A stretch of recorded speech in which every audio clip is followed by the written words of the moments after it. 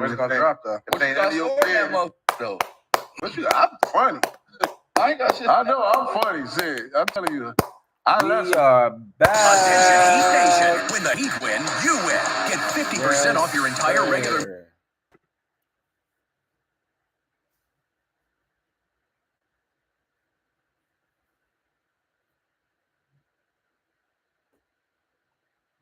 That shit dark. We're gonna be doing some live reactions, streams. It's gonna be crazy. It's gonna be crazy. We'll be on this shit for a couple hours today, man. Let's see.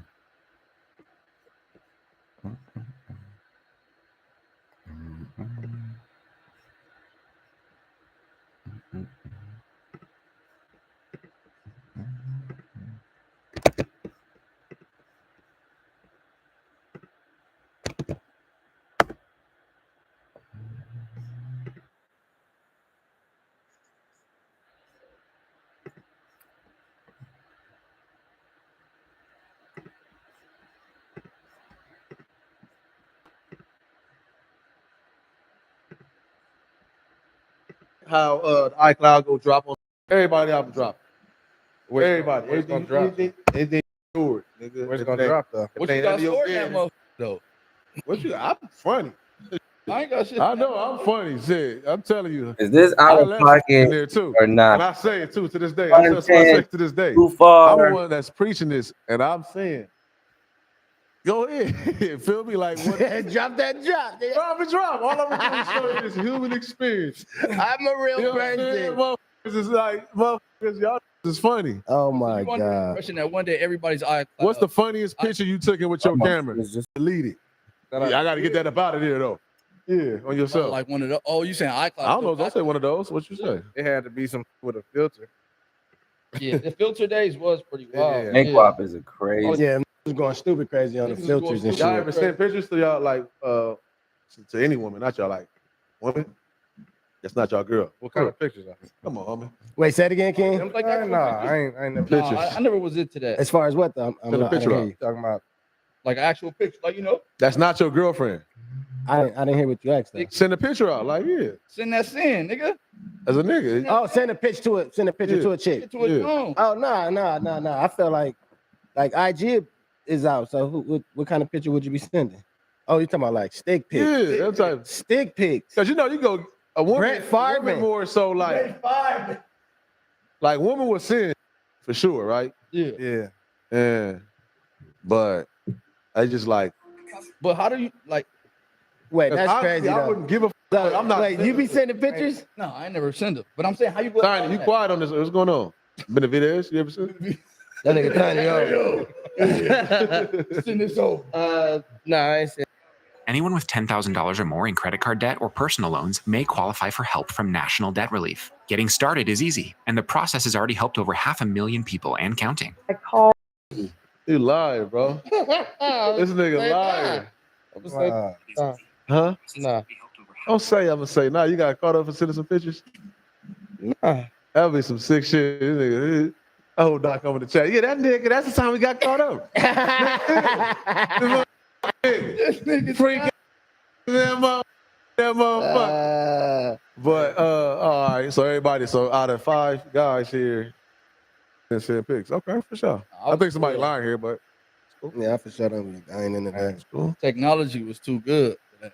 I ain't never. Everybody send that motherfucker Yeah, out. I ain't send them either, but Old mixtape on it, yeah, whatever. All right, for sure. Yeah, that's crazy. This nigga is crazy as a motherfucker, bro. What about you? Nah, no. I mean, but like I said, About me. this the thing. It's in the iCloud. That's what you're saying.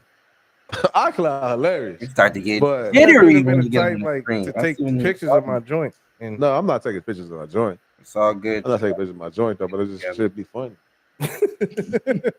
Should be funny, homie. Oh, shit. Do you get what I'm trying to say? I get what you're saying. Like I'm talking about like I know you. It's women though. Women be Women- if There's plenty of women that really got them photos and they iCloud and they that got want them, they want They- them type of shit. I'm not. I ain't. Yeah. now. But I have ex-girl. I have an ex-girlfriend, ex-girl. You know what I'm saying? but now I said girlfriends. I'm not. That's what I'm talking about. what? Send it to your girl? Yeah, I didn't Yeah, I play still like with my do that. girlfriend. Yeah, but I ain't never sending nothing to Yeah, nobody. I don't. Nope. Okay. Yeah. But yeah, though, world, you know what I'm saying? We up in this motherfucker. I want to send a shouts out to the homies too, though. Them, that nigga Pun was talking about the FMW radio. They're gonna be Oh, doing yeah. that Yeah, every yeah. Sunday, starting what was it, February 6th or something like that? 16. 16th. So yeah, shouts out to the shouts out. I mean, I'm saying looking forward to that. A lot of thought it wasn't gonna happen. A lot of had questions, you know what I'm saying? So all that's over with. Be tuned. February 16th, you dig? Shouts out to the shouts out, you hear me?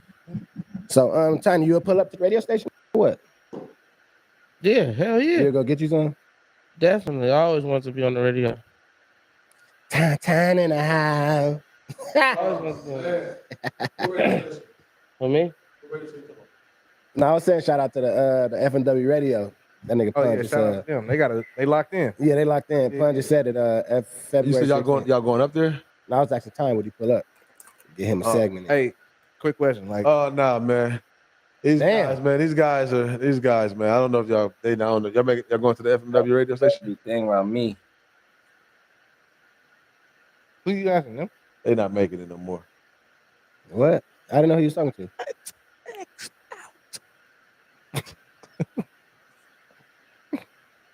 Hey, growing up, y'all used to listen to 92.3.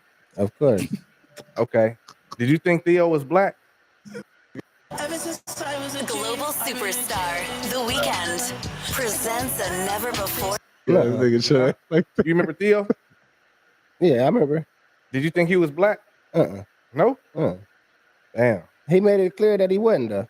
I never heard that, but When he make it clear? I never heard that. When he make it clear, Mac? When he said it.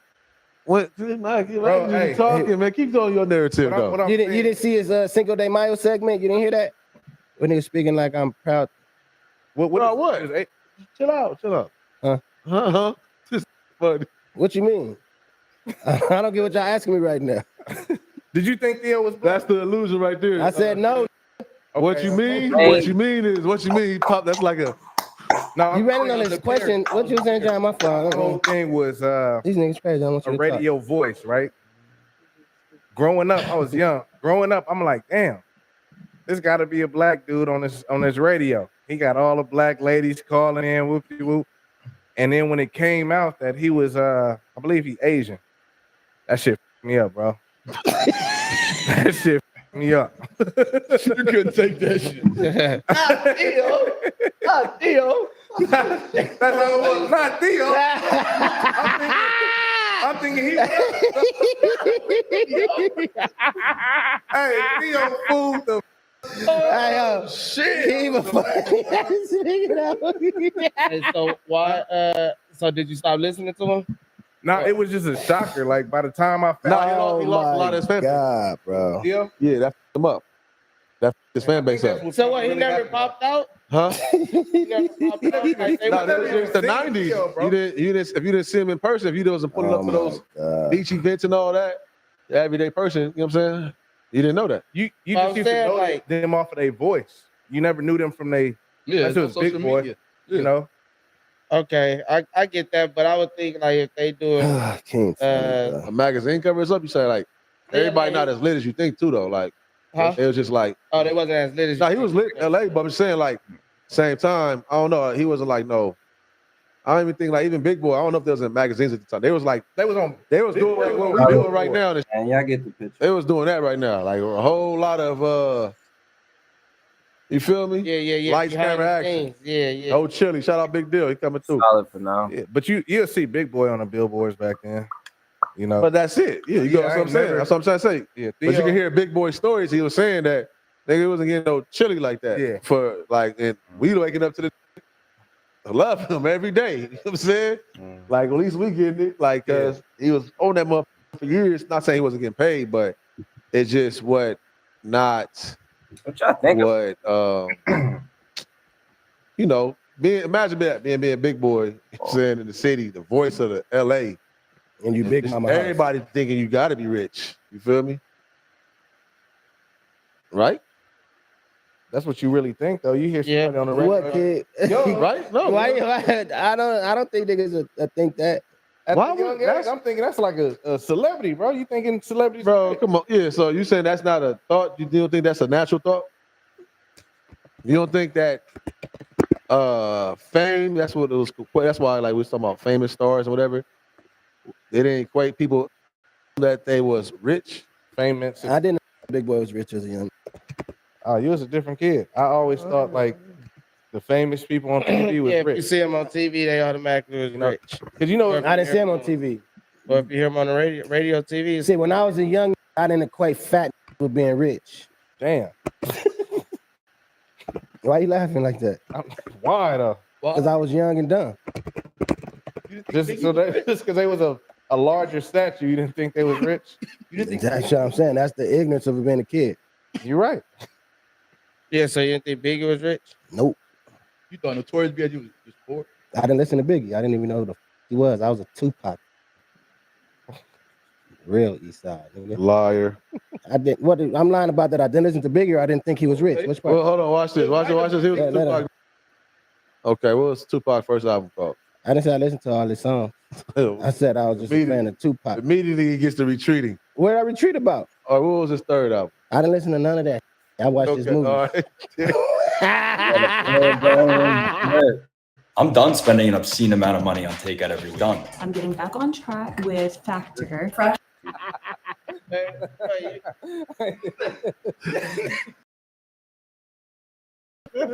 Started off all out. You got Pac tatted on you though, right? No, not You got finished. Fox tatted on you, man? About to be finished. It ain't finished yet, but I'm getting it. I'm about Yeah. to have it done. This a chess piece. Tupac.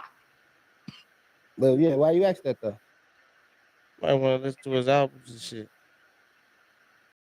No, Tiny, I don't want to listen to his albums. It's crazy. No, all So- on me, none of that. Nigga tatted, you ain't even listen to his That's what I was about to get at, Tiny. albums. So basically, you just got this man tatted on you, not for his music. Like, what impact did Pac have on you for you to get him The tatted? character, what he Character. stood up for, you know what I'm saying? I respect Activism. It's deeper than rap. that. It's That's what I'm saying. Y'all got it. Toy drives. Like I was a young, Stand up for. I don't even know. he was a Black Panther. He stood up for us, It King. wasn't a Black Was it Panther. Black Panther? Oh, go ahead. The lineage. Come on, man. You act like you don't know what his parents was. Pac was a Black Panther. His parents was. I'm What just did he talking stand about. up for? Hey yo, am I getting grilled because you niggas don't got him tatted? What's going on right now? For sure. Pause. What's up? Why's that pause? You got his name? You got his name though, or No, I don't got his name. you got his face? Mhm. What album? He was like this with the Thug Life. And push the cool on top of it. You didn't get his first and last. name. Coral. Oh, is that what you just said? Shut up. You got a bald head. No, we okay. You wanna try to You want to be Tupac, nigga. You want to be Tupac. You got a bald head. which Tupac did you get? The bald head one like you, nigga. Yeah, right? Okay. You didn't get the juice cut. His teeth. Nah, but for what he stood love for, us, homie. you know, yeah. Yeah, that's what I'm saying. though. He was ill, man. Really little stream just to put my I also got Don't let that- Frankenstein, don't let but I that also fuck wait. with I that, also got bro. Frankenstein tatted on me. green bang. You feel me? I just What did he stand for? thought he was a dope character. saw Frankenstein? Curse for the I got him tatted on me. Is what I'm So saying. you never seen the movie either. So I what haven't. they trying to say, Mac? This is what I'm trying to. The conversation is: are you getting people tatted because of how how much notoriety they got? Like, okay, people Get those say this is the guy, no matter how many Jimmy people Hendrix. in here. huh? Like a nigga would just get Jimi Hendrix just because. Like that. Like Type, yeah, or Bob Marley, like you know what I'm saying. I got Bob Marley tatted. But ask us again. We'll ask you. That's what I'm saying. Then when it get down to just a simple conversation, you heard the One Love album though, right? Nope. I remember I got flagged. For so that's what I'm saying. We want to know: are you only doing this because what? Like you in the top 10? Like you like okay, nah, nigga. They like that nigga. You feel me? This is the one right here. Is that why you doing it? y'all really on to me right now, like legit, like for sure. Action, screen sharing. Okay. Well, For sure. if that's the case. I gotta figure out a way to Frankenstein, Tupac. bypass. I got a skull. Okay. Oh, The funniest shit, he got the shocker. She ain't know shit about the shocker. He just like that shit. That's what I'm saying. Like, Like they do like peace. I got a I know skull. you guys. I got Frankenstein, the Joker. I got plenty you tattoos, seen man. Batman? I just can't get my damn channel Got me again. already. You a damn you Down. trolling now. I didn't. I haven't seen Batman though. Like which one? Seen the Joker though? Any of them? The movie or the Joker? Suicide Squad. I seen Suicide Squad, but I don't have that version tatted on me. Mac, you losing me. Why you got these niggas tatted on you? Cause I like the Joker, bro. So this is easy one. Come on, for real. I think he We are here. What We on though? Twitch too. We on Fucking around. Twitch. Like I We like on what? Twitch too though. What? Anyways, go ahead and finish, man. I was just trying to figure out your point of I'm trying to having figure this shit you out, said and that's why I'm with his looking movement. at it like this. Cause this Yeah. is He can't give you the And- movie. He I don't can't know give you the book to go read. universe. Yeah, I'm just how many my main question, how many do you got tatted on you? I lost count actually. That's a good question. I'm gonna do I just want to know that. What women? I can't. Come on, man. What women stand for something do you got tatted on you? That's tough. I'm not done getting tatted. But you just rush to get them This in. skull is actually a woman. The skull's a woman. Yep. Especially my last video. I just Dead break it down. What woman is it though? Like what's her name? That's deep. That's too much. That's truthful detail. Get you some. Like, who is it? Ancestors. It's my ancestors of all the black women that came before us that stood up for this. Right, sister. No, for real though. For real though. Oh, you gonna get the version of the motherfucker. You gonna get that version of the motherfucker. That's crazy though. Like that's crazy though. That's crazy. Like that's. Hey, yo, why they mad at me because of my tattoo selection? Lie to everyone. Basis. No glamour. Premium, all this stuff. What's your now? Can I ask you about your tattoos? Out of curiosity. Can I get my last point? Oh, go ahead. Go ahead. Because I just really want to know why do you have all these men that knock sounded like? Go ahead, somebody knock this shit down, man. You go. I think John probably. My fault. What you was gonna say? Though? But all right, look at this. Look when people. But I'm not gonna knock move in. No. You can land. I didn't want you not to land. They get nervous. It's all. I'm trying to put my shades on and ride off into the sunset. Shout out to Tupac. Look at this man putting this shit up. Why you putting your shit up, man? Yeah, it moves. You got to get up. It's crazy. Hey. You definitely got to get up. Y'all getting up, Jack? You got to get up. Hell, Right here. I see you. What's good? What's good? hold on, I gotta pause it. Let's look at everyone's body mannerisms. Look. That's what I'm looking at. Let's look at how everybody's looking here.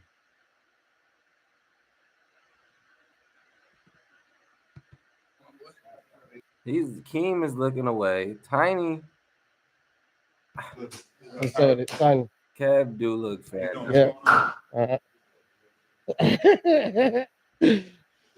Yeah. What Flacco say? This is bad. This the interesting part, chat. The place was looking colder than being on camera. That's what I'm trying to tell you. It's kind of cozy. Not realistic.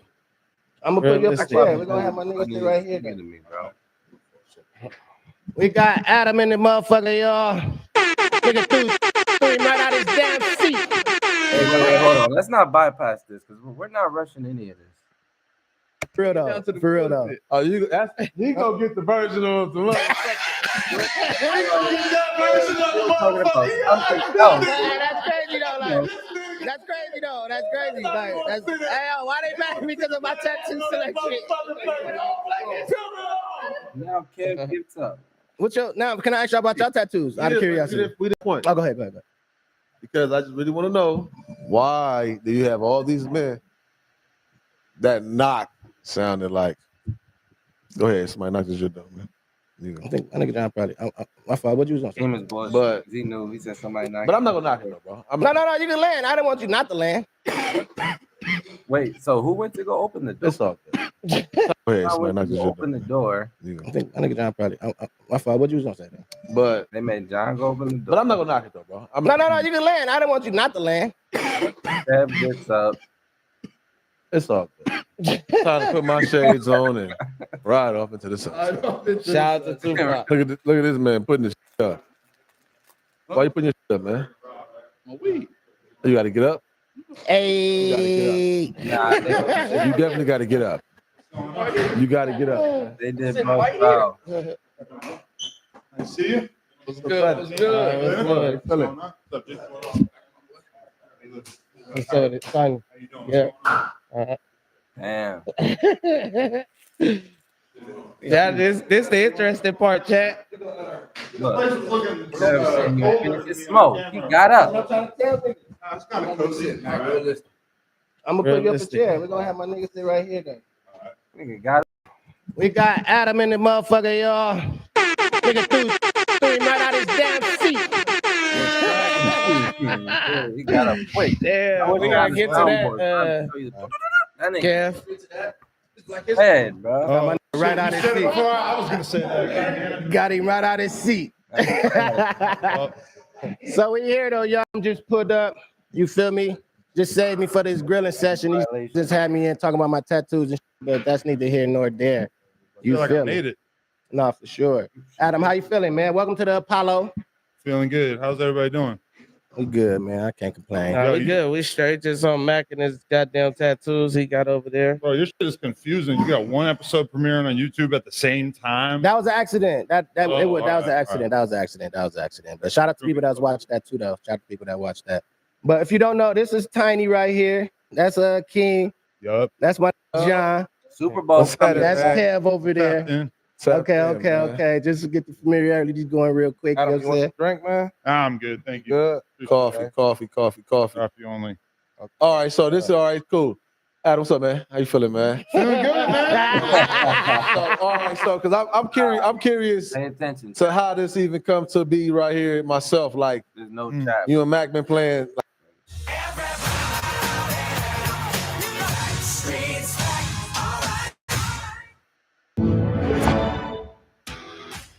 Watch NHL games live. like tag in a DM or something like that. Like, I need YouTube. Not what even was that. your comfort level to say, you know what? I've been with them guys so much. I know. I just randomly hit him up. I said, yo, let's do an interview. And then he said, I bet, but come on my first. I said, all right, cool. Let's do it. It wasn't deep. It wasn't that deep. That was literally Oh, that was your first time talking? maybe might have been a DM or two back in the day, but Yeah, it wasn't no conversations. I forgot what we even said if we did have a convo, but it wasn't. if we talk, I'll be talking to this nigga, man. I don't know what you're trying to. No, I'm curious. No, I get you. You like, all right, I'm so comfortable with Mac. I'm gonna just tap in because I just want to pull up. Yeah. And he was like, oh, I'm pretty comfortable. He go hit me back and like, yeah, let's pull up. I didn't know what he was gonna say because I feel like there's been a handful of other people. Even I tried to get Stet to come to the news. Mm-hmm. He was acting scary. He's still caught up in other shit, I guess. But Macwab was open minded. I wanted to come touch down. I told my girl I was going to do a podcast with Kendrick's DJ, so she wouldn't think that I was being petty for leaving on a Saturday night to go hang out with you guys. Okay. Kendrick's DJ sounds good, right? It do. It definitely do. DJ. It definitely do though. Shout out. You know what I'm saying? I did just DJ in the project for bro. So DJ is nuts. shout out. Shit. But yeah, Adam's definitely here, y'all. You feel me? I'm surprised he pulled up, you know what I'm saying? Because we do be on your bumper sometimes. Yeah. We do be on your bumper, so a lot of people wouldn't even think you would put up. That's good. I encourage, Sure. free speech. Everybody gotta have their opinions out there. That's good, man. Do you? All right, so do you take the shit we be saying personal when we be saying shit though? I mean, I probably don't know about like 95% of it unless it makes it to the Reddit. But It'll make it to the Reddit if it was some super like I mean, foul shit. I don't take super personal anyway. As long as people can say it to my face, I'm happy to dissect it. Okay, for sure, 100%. Science. 100%. When you my bad, man. Go ahead. When you DM me, it was a while ago when I did the courtesy rant. You had DM me. I want to know why did you think I was like a mole or something like terrible, a weak link that you could? What did I say to you?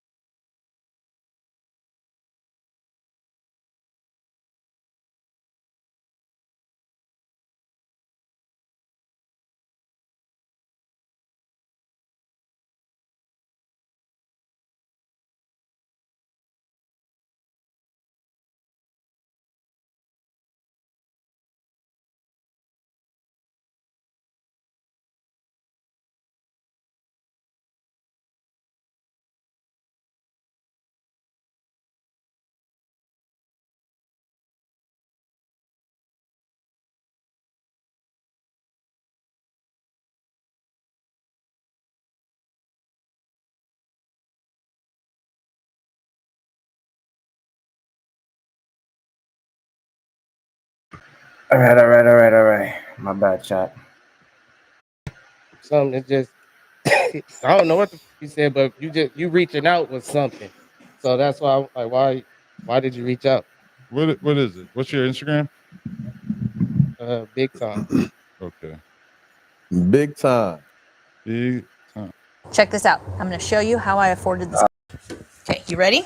All right. Okay, what's I your? want to see what I said. I'll be forgetting about too much. He knows that. Big time tiny or Big time. big time? Yeah. Not big time. Time. T-I-M. Oh, whoops. Okay. Yeah. Let me see what I said here. Oh, okay. Wait, this is someone who plays for the Patriots. I'm guessing that's not you. Ah, man, this is bad. That nigga ain't. You probably blocked me. You probably blocked me. Oh, okay. Let me see what I I said. We just saw all gotta this do the sign real up science here. Yeah, trying to get down to this narrative for sure. Oh, okay. September 10th, 2023. I wrote, and they glued it on your, and then I put like 10 laughing emojis. I don't know. What was that? I'm pretty sure you said that about somebody, and I thought it was funny. Okay. Who'd you say that about? I said that about Terrell. They glued it on your. Oh, that's something yeah. Like they cut your off and glued it on your bitch. But I'm saying you hit me up on some. It's just like what you thought was like a pawn or a weak link. I was gonna just. I guess I just want to see how you would react. I just thought it was a funny comment, so I just wanted to see.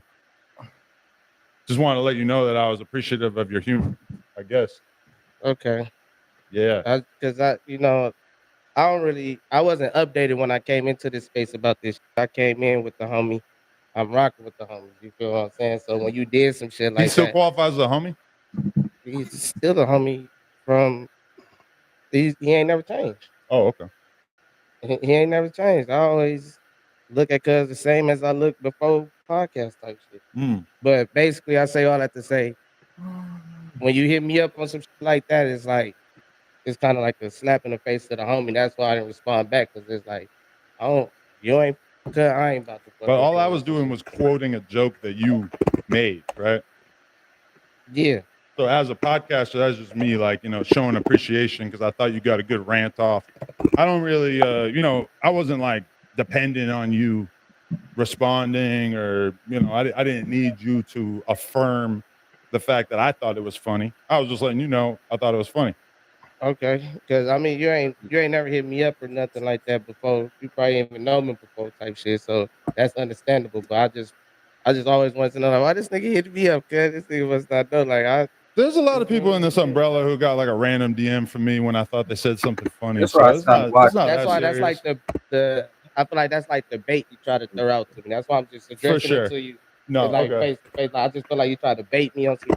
It's like, yeah, don't try to bait me. man. Everything's a little bit of bait, but I always felt like, you guys like had some motion as like a podcast and everything. And I always want to like, tap in with the up and coming podcasts in LA, especially. And then it was like, there's like a weird thing between us where we can't fuck with each other because other dudes left my platform, even though he looks like Nostradamus because he called it out like 2 weeks before it happened, even though you said it was going to take 6 months. That was Kim. That was you. You said it? I thought you said it. Nah, see, man. See, you doing that white shit, man. See, yeah, see, that's how untapped in you are, man. Yeah. It's been a while. I got a lot going on. That's what I'm saying. You and Mac for sure ain't got no relationship. So I feel like you intentional. Even when you say like you want to tap in with the up and coming like podcast. I got salute. That's you got a platform. You guys are solidified. You ain't even like up and coming yet. I would say you guys are kind of like a staple already. Shit, salute to that too. It could be bigger, but I feel like you guys, I don't want to throw you in the category of like some people who just started last week or something, Dude, can I ask you, what platforms do you be going to though? Like, what platforms do you be popping up on this in LA? I've been trying to like cool it off a little bit lately, just because I feel like I overdid my podcast and going on everybody. I feel like who in LA though? In LA, I mean, all the Mexicans, I fuck with LA Icon and everything he got going on. I went on American Cholo a few months back. All the crazy. Yeah, well, we had some to clear up, so that one made extra sense. You know, I was trying to build the bridge.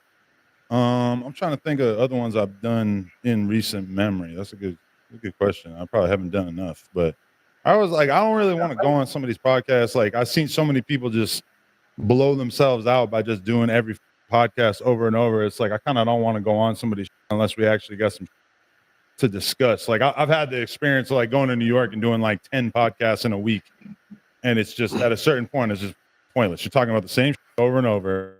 It's like if I go on a podcast, I kind of want it to be like a moment or like have it actually count for something, you know? Yeah.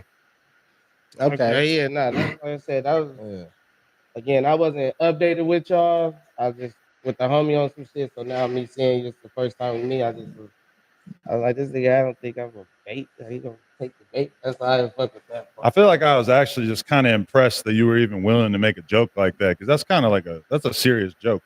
That's like a joke that a lot of people would not be comfortable taking on the chin. Yeah, so you got to question your intentions. That's what I'm saying. And I'm only curious. Listen, for me, I'm only like, definitely sit here and talk and podcast and everything, but I'll be always big on intentions, right? Intentions. So I'm just curious to what your true intentions is, because you don't even know me from MacWop or MacWop from me. Oh, I know. You just said you be tapped into the LA. You want to tap in, but you ain't tapped into no podcasts. When that comment was made, I guess, so I wasn't really paying super close attention. But no, I mean, like, what's the? Let's analyze. No, because I just feel like it's. What's the worst intentions I could have here? Worst intentions? So you think that I'm just coming on here to trash the umbrella and divide and conquer? I don't really give a fuck about that. We could. That is a narrative. That is a narrative that you on your divide and conquer. I know, and it probably looks worse because Big Deal was about to come up here. I mentioned it to him. He was like, "Oh, I'm pulling up." Yeah. MacWop said, "Nope, you're not pulling up." Yeah. Shout out Big Deal. That's my brother. Damn. You said no? Yeah. That's crazy. Why you say no because of the optics? Because it would look. I didn't want nobody to rain on your parade. Yeah. No, you didn't want me to have a big tough guy who's got my back sitting next to me. I thought that's what them niggas was for. You know, they're off camera. Big Deal would be on our side if anything, though. You think? 100%. I thought you guys fell out. Nah, we never fell out. You guys Big cool? Deal? Yeah, Big Deal. Last time he was on camera, 6 months ago. It's not about cameras. You got to ask when the last time I seen him. Yeah. Big Deal, Yeah. No, it wasn't about that. No, shout out Big Deal though. I'm saying it wasn't nothing like that though. But shout out. As soon as I know you mentioned said it to no, him, no, that's crazy. You should say yeah. Nigga. As soon as he was like, "I'm pulling up," I thought the same thing. I'm like, "Oh man, that's gonna look crazy." No, I wouldn't give a fuck about that. This look crazy. like I don't care about it looking crazy. It wasn't. It don't really look that crazy unless we like go down certain paths in the conversation, right? Let's go down them paths. Then. No, but no, we're gonna. I definitely want to ask some questions though, for sure. I just let's see how we gonna start this. All right, we gonna come in hotter. All right, so let's just get all the shit out the way then for sure. The 16. How do you feel about that when I get at you with that? I mean, all right. My main thing about it is that at worst, you're talking about me making a joke about a 16-year-old 20 years ago in an environment in which, you know, you could look at like who's headlining Rolling Loud, and there's like a bunch of fools on there that I know for a fact were sleeping with another famous hip hop chick when she was underage. So to say that it's like picking and choosing is, you know, it's not even that's not strong enough wording. People obviously just want to go in on that because it's like they need something, and that's like the most devastating insult you could throw at somebody. But people have been throwing that at me for like 10 years, and it don't mean nothing to me. I mean, I know what I've done and what I haven't done. I never had a girl say that I f***ed her when I was 16. When she was 16. When you were 16? When she was 16. I've never had a girl throughout all this with that nickname, whatever. It's never happened. I never had a girl say that I f***ed her when I was 16. I had a girl say that I talked to her one time when she was 16, and then I f***ed her when she was 19. I seen that, but you wasn't communicating during that. Talk to Hi, Dad. I'm happy you're back. You were undercover for years. People come back damaged from that. How much longer is the unit planning on watching me 24/7? Is it possible that you have something to hide? I was in a relationship. It's complicated. I know how hard this is. Heart versus job. Soul versus duty. But you signed up for this. We all did. For 3 years. So like when people try to use that, it's like, I mean, listen, like all these people that have been around me doing this podcast for the last like 9-10 years or whatever, not one of them has ever said that they've seen me involved in anything sketchy at all sexually. T-Rail, AD, every single one of them, they've been around all kinds of going out with me, heard every joke I ever made in the group chat for all those years. They seen who I was hanging out with at the office. They seen everything, and every single one of them, if they're going to be honest, they'd say, yeah, really, Adam, like he on some pretty regular shit. Like obviously I do the porn shit, whatever. That's like get freaky on camera, whatever. But it's like, you know, I ain't even cheated on my girl in like 7 years. That's how does that even like? Well, that's a different conversation too. Like that's a different conversation. I'm far from a delinquent in that regard. I have a pretty tame, ordinary life in that regard. And I would think that if somebody was able to prove that I have a 16-year-old, I mean, it honestly, like if they were able to prove it, it almost wouldn't even matter because the lore has been out there for so long that it's like it almost have proof. It could, yeah, like just hit me with the proof. I would love to see the proof. It's just like even my biggest enemies don't got no proof. They don't got nothing. They don't even the journalists who wrote articles about it. And the one girl that everybody likes to make the jokes about me with the 16-year-old, whatever, it's like she originally put out a statement on social media saying that her and I had a sexual relationship from the age of 16. Then when the reporters actually dig into it and wrote the article that appeared on Pitchfork, the reporters who are like clearly more dedicated to the truth because they're the ones who are worried about getting sued, they acknowledged that I didn't meet her till she was 19. Gotcha. So she said we began our sexual relationship at 16, but I didn't meet her until she was 19. All right, well, time out, because you probably didn't actually, but you could have been sending her pics or anything, not knowing her age. You talking to her, so that still fall under that is like something sexual. Best case reading of that for sure. But like, if in that case, sexual relationship means that we used to message each other on AOL a little bit, or AIM at the time it was, and then at some point we talked on the phone a little bit. And then she told me how old she was, and I said, "Oh, my bad. I gotta fall back. I can't fool with you." Like, I understand that's not a big deal where you're from, but it's a big deal where I'm from, so I can't even talk to you. Think about this. But I'm saying that the actual female is saying it. That's what makes it kind of big deal where he's from. Even though you didn't have sex with her until you was 19 or she was 19, the fact that she said that y'all had some type of, she tweeted that or whatever you said she did, that kind of makes it seem true because she's the victim of, she's the victim in it. She actually saying that it did happen. The point is, though, is that she lied because when they actually had real journalists dig into it and figure out the actual timeline of what was going on, they figured out that I didn't even meet her until she was 19.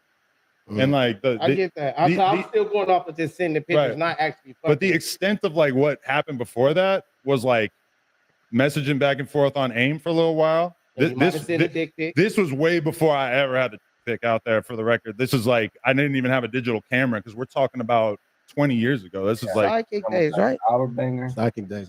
This was pre-Sidekick for me. I had a Razor. Razor is Sidekick days, though. Sidekick came after the Razor for me. It was a Razor, Sidekick, BlackBerry, iPhone.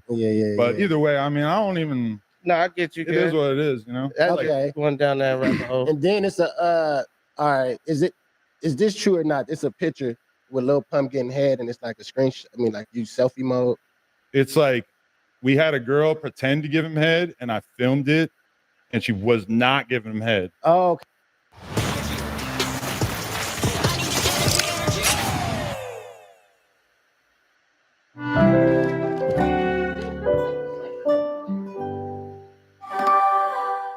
Okay. Okay. But I thought that was filmed it real. as if she was, as a joke, and then that was it. And then that, like, nobody cared when it came out. Everybody like thought it was funny or whatever. And then like 5 years later, people started digging into that and trying to act like I was really filming him. That was one of my big stances. I was like, if you around Pub while you getting head, that's crazy. I never even seen his. I don't even know what his dick would look like. And me and him, we rebuilt the bridge. Like we've been talking a bunch, and so it's like I feel like at a certain point he just wanted to jump out the window and say the craziest shit he could about me, And then when I talked to him, I realized, because like I was always confused about it. I'm like, I feel like I never really spoke about you disrespectfully. And then it ended up that he was just pissed about like the No Jumper Instagram account putting out like narratives about him, talking about him falling off or whatever. So like, you know, I'd be forgetting about that. I met Rick Ross a couple months ago, and he was kind of not 100% with me from the vibe I was feeling. And like somebody in my group chat was like, well, like there are like 10 posts on the No Jumper Instagram like over the last like couple months about Rick Ross. And I'm like, oh yeah, that's a good point. He probably would care about that, huh? I didn't even think about that. Yeah. Yeah, I think that the pump situation for me was like I was like that was crazy. If that was a real thing, that was like one of the things I always gave you. No, I feel you. That was rough because he kind of like, I didn't even really know he was. Oh, I guess I know he's mad at me. He like said something to me before that, but then that was like in the middle of all that when they left the channel and I was getting canceled. Yeah, and he just sort of said, "He just jump in on it." Actually, you just made me remember what the f- happened to the Lefty Gunplay Lil Pump collab. Because I was supposed to meet up with him when he was out here a couple months ago, and they shot that video one of the nights, and I remember him being like very surprised that I was trying to go to bed by midnight. But shit. Yeah, shout out Lefty, man. But yeah, that was def one of them, man, for sure. He changed his life. He's got a very positive life now. He don't do drugs or anything. Whenever I talk to him, it's crazy. Nah, do you regret meeting some like? Do you regret some of these relationships that you've built? I mean, not really, because it's like at the end of the day, even if I disagree with the way that like somebody like AD left and like the fact that he or T-Rail or whoever that they put narratives out there that I disagreed with or whatever, it's still like it was still positive for the platform while it was happening, and it's still opened doors for the platform going in different directions. Like it's kind of hard to even think about before 2020. We weren't really even like super tapped into like talking to all these LA artists and stuff. So it's kind of like when you get a host, even take somebody like Sharp, if we want to just talk about people who are kind of outside you guys' friend group or whatever, it's like Sharp grew the platform, brought in all these views. Then when he leaves, it f***ed up some relationships with like the people who are closer to him and not with me. But it's like ultimately it still feels like it's for the best because, you know, I got to work on like making the transition smoother because like that Sharp even like it didn't have to get as intense as it did. You know, I could have very easily like, pulled back and not said every single thing that I had privately thought about him over the years. Do you think that type make people scared to come with you on some? Because like a lot of the fallouts you have with your ex co-host, it do look like that. Yeah, I mean, because even like you look at the comment section on the 4Extra, and it's like, oh, we already know how this is going to end. We already know you guys are going to fall out in a couple months. And I have to like. Did you think about that though? Like a 4Extra type nigga? I have to like warn him. I have to be like, yo, listen, this is what all these people are going to say. Yeah. This is what all the comments are going to say. I just want you to know I fuck with you and like we're.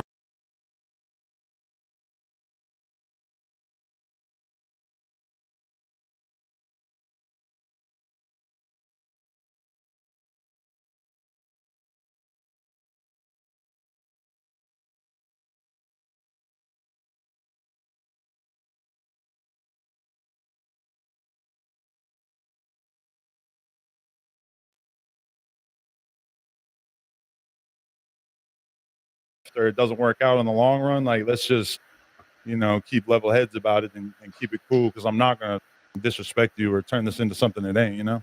No, for sure. I feel that. But all right, so what's your favorite era of No Jumper? See, that's the funny thing is that people always say like, oh, there was this era and this era was good and then everything after that sucks. But it's like 2016 era was like SoundCloud rap era where, you know, we were having. That was an instrumental era right there. That was the illest in a lot of ways because I didn't know what was going on, but we had like X, Lil Pump, Smoke Perp, Lil Yachty, Ian Connor, Suicide Boys, like that whole world. And it was like, it seemed really small at that time. So that was the ill era. And then 2017, we go to Melrose.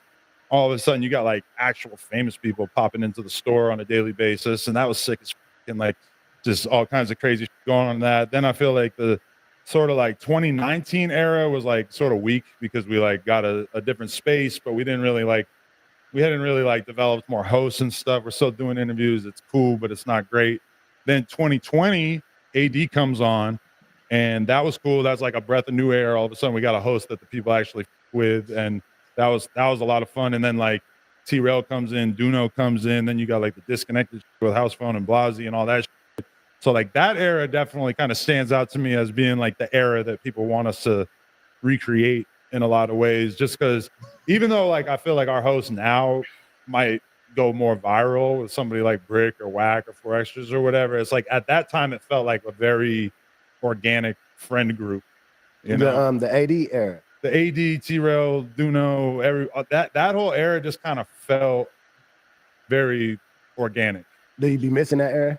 Yeah, I miss that era, but I also feel like it feels like that kind of for me now too, with people like, you know, me and Lush and Brick, and you know, obviously like Brick and Whack can't even be around each other, but now we got 4 Extras and Brick cool again, and it does feel like a very like real friend group now. But then also I feel like at that time it just felt different because it was like we could do podcasts and nobody would complain if me and House Phone and AD sat there and talked about some, just joked around for hours and hours, you know, whereas now it's like people want topics, they want, you know, it's like now, like when I see the comments when we talk about dicks and vaginas and drugs and for the first like 40 minutes, where it's like, I don't know, it does feel different. Podcasting has changed in general too. Like the standard was so much lower in 2020. Like you could just have a bunch of homies hanging out and it kind of felt more acceptable. Even now, I see you got a list. Everybody have a topic list. Like nobody wants to hear you just. It's like 2 days in. Like the second time I ever using this though. I don't never.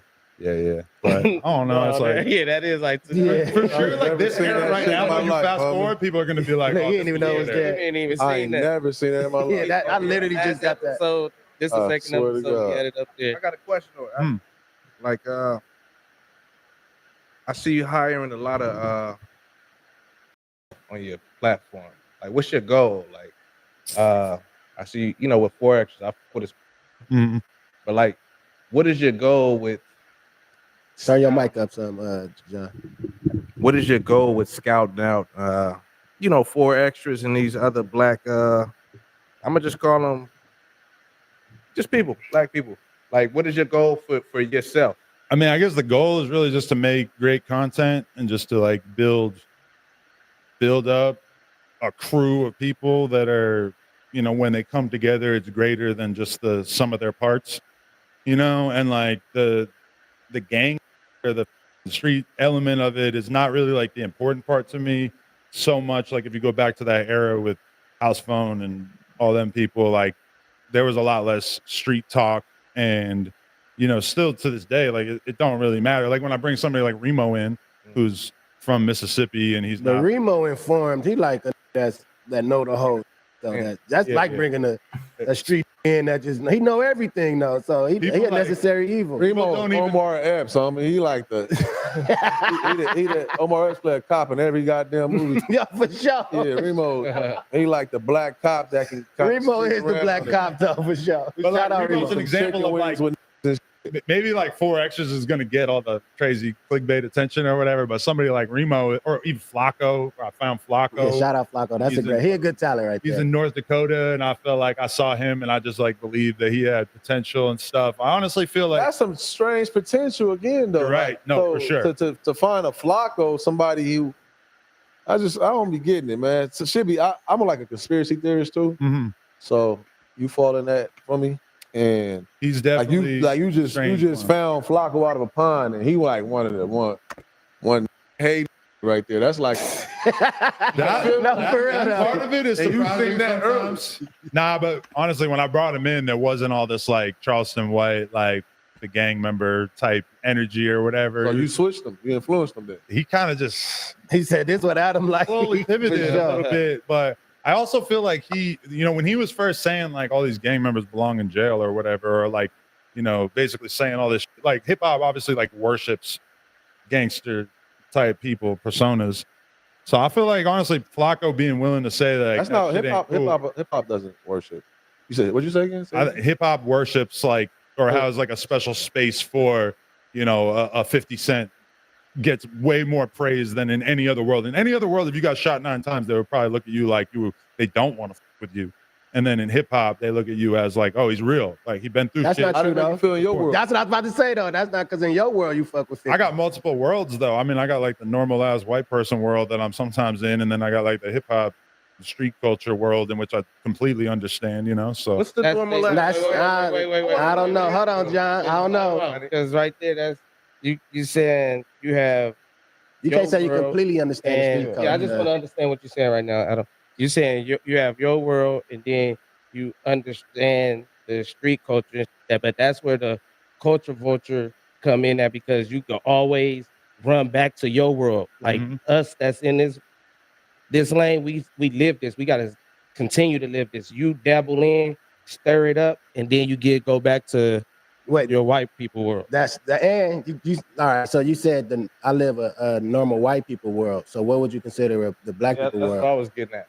I want to know. Hey, Black History Month. Shout out Black just History to Month. paint the picture of the white person world. This morning, I got we you, wake Cat. up, we make breakfast as a family, and then we go to the private school tour thing. And then afterwards, we go to Barnes and Noble, and then we go to the ice cream shop around the corner. All right. Okay. So that's like day to day. That's a very big. What you listen to? What you slide to? Sabrina Carpenter, Taylor Swift, Post Malone.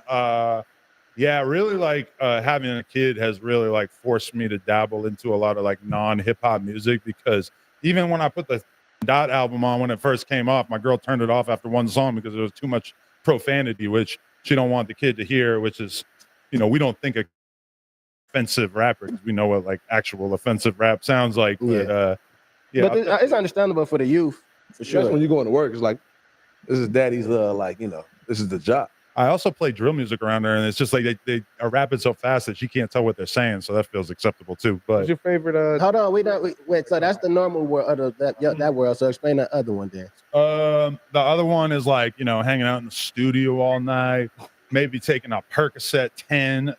You know, This is the black going world. to Vernon Avenue, filming a vlog real quick. I don't know. I mean, like obviously that is more. That's not my day-to-day life, but it is the shit that I sit and do. No, not the normal black person world. You speaking like Oh, I mean, there's a million off the different bat. like lived black experiences. Obviously, you got black people that don't hang out on Vernon Avenue all day either. So it's like I'm not acting like that is the singular experience of black people in America. I've been around black people for a nice chunk of my life, and I've seen everything in between too. So I mean, it ain't like, you know, like obviously with me doing content and it's like we're trying to find exciting things to do storylines about. But you know, at the same time, like I could get a Remo and I could get a 4 Extras, and it's like one is trying to live a nice, clean life, and one is obviously. Who that call come from? You, or like is that a collective thing? Which one? Of what y'all need. This is what we're trying to put out there. From a platform. Is that just call come from you? Or We all you just gotta- like work together on it. Honestly, people bring me ideas all day. Say, hey, watch this video, watch this interview clip, watch this. Like, Flacco do he get paid for his recruits? He told me. He said, "Well, whatever. Never mind." I mean, I don't know. I mean, he brings people to the news. Would I give him a bonus if he found like the next great host? If he finds a host that is worth hundreds of thousands of dollars to me, would I eventually be like, yeah, I'll break you off? Sure, but I mean, I ain't really. All right, so let Yeah. me ask you this then, Adam, because all right, so when is in the talks, right? This next Mac Wop, we're gonna break bread. so this AD and Terrell and all that. I really didn't want it. So just to rehash events, it was like, because I had like I would love for anybody out there to like watch like the last like 3 or 4 episodes of the No Jumper show before we broke it off, where it was like AD, like at first when he had become part of the show, he was bringing like so much energy to it, and it was eating, and he was acting like he was like a big kid on camera a lot of time, no shots at all, but like he was just laughing, having fun, super high energy.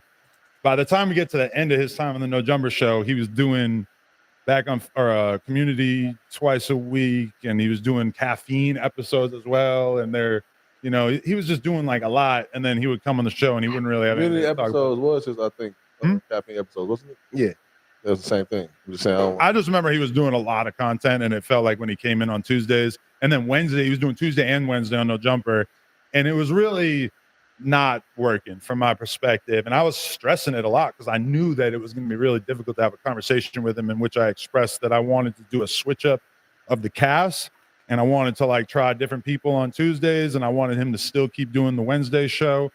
And he definitely wasn't feeling it, but he didn't jump out the window and quit or whatever. But then the thing that actually happened was I told Lush, yo, this is what's going to happen. And then Lush, instead of just like keeping it cool and like not telling anybody, he was on a Discord call with like a handful of different people who were like No Jumper fans. And he ended up like actually quoting a couple of things that I had said to him in confidence, which I think was like, because he was high. You got to watch people. No, for sure. no, he was sober back then. No, I'm talking about just. And Lush was sober though. I'm not even saying that. Though. I'm not even talking about. I'm talking about he was high in his life, like Talking your mic, Kimmy King. Oh, yeah. Where, so meaning like, so right now he back playing servant boy to you. No, he's definitely like and you know that you wouldn't got to recruit him again. Yeah, But yeah, you know- yeah. Adam you a know, funny. He's in the. See that whooped out. He's Nah, yeah. but Now, the you shit got I that like boy about in Lush, the 3-point though, is stance now. He don't want you to get that narrative. Oh. No, you know you got him in a 3-point stance now. You know that he's so obedient now. No, but No, but I'm saying, Let him. Lush is one of the smartest guys I know. But he don't- Lush he don't is go smart. viral He is over smart. there. He is He smart. doesn't go He's viral smart. over there for no hip hop, nothing. Like nothing comes out of there for. But Lush. somebody You know that, can be you know that. valuable without going viral. No, it's like That's true. I'm not saying that. Listen, I'm not even knocking. I'm just telling you as to why you wouldn't. It made sense. I'm not mad at you. You wouldn't got him, but you knew what you got back.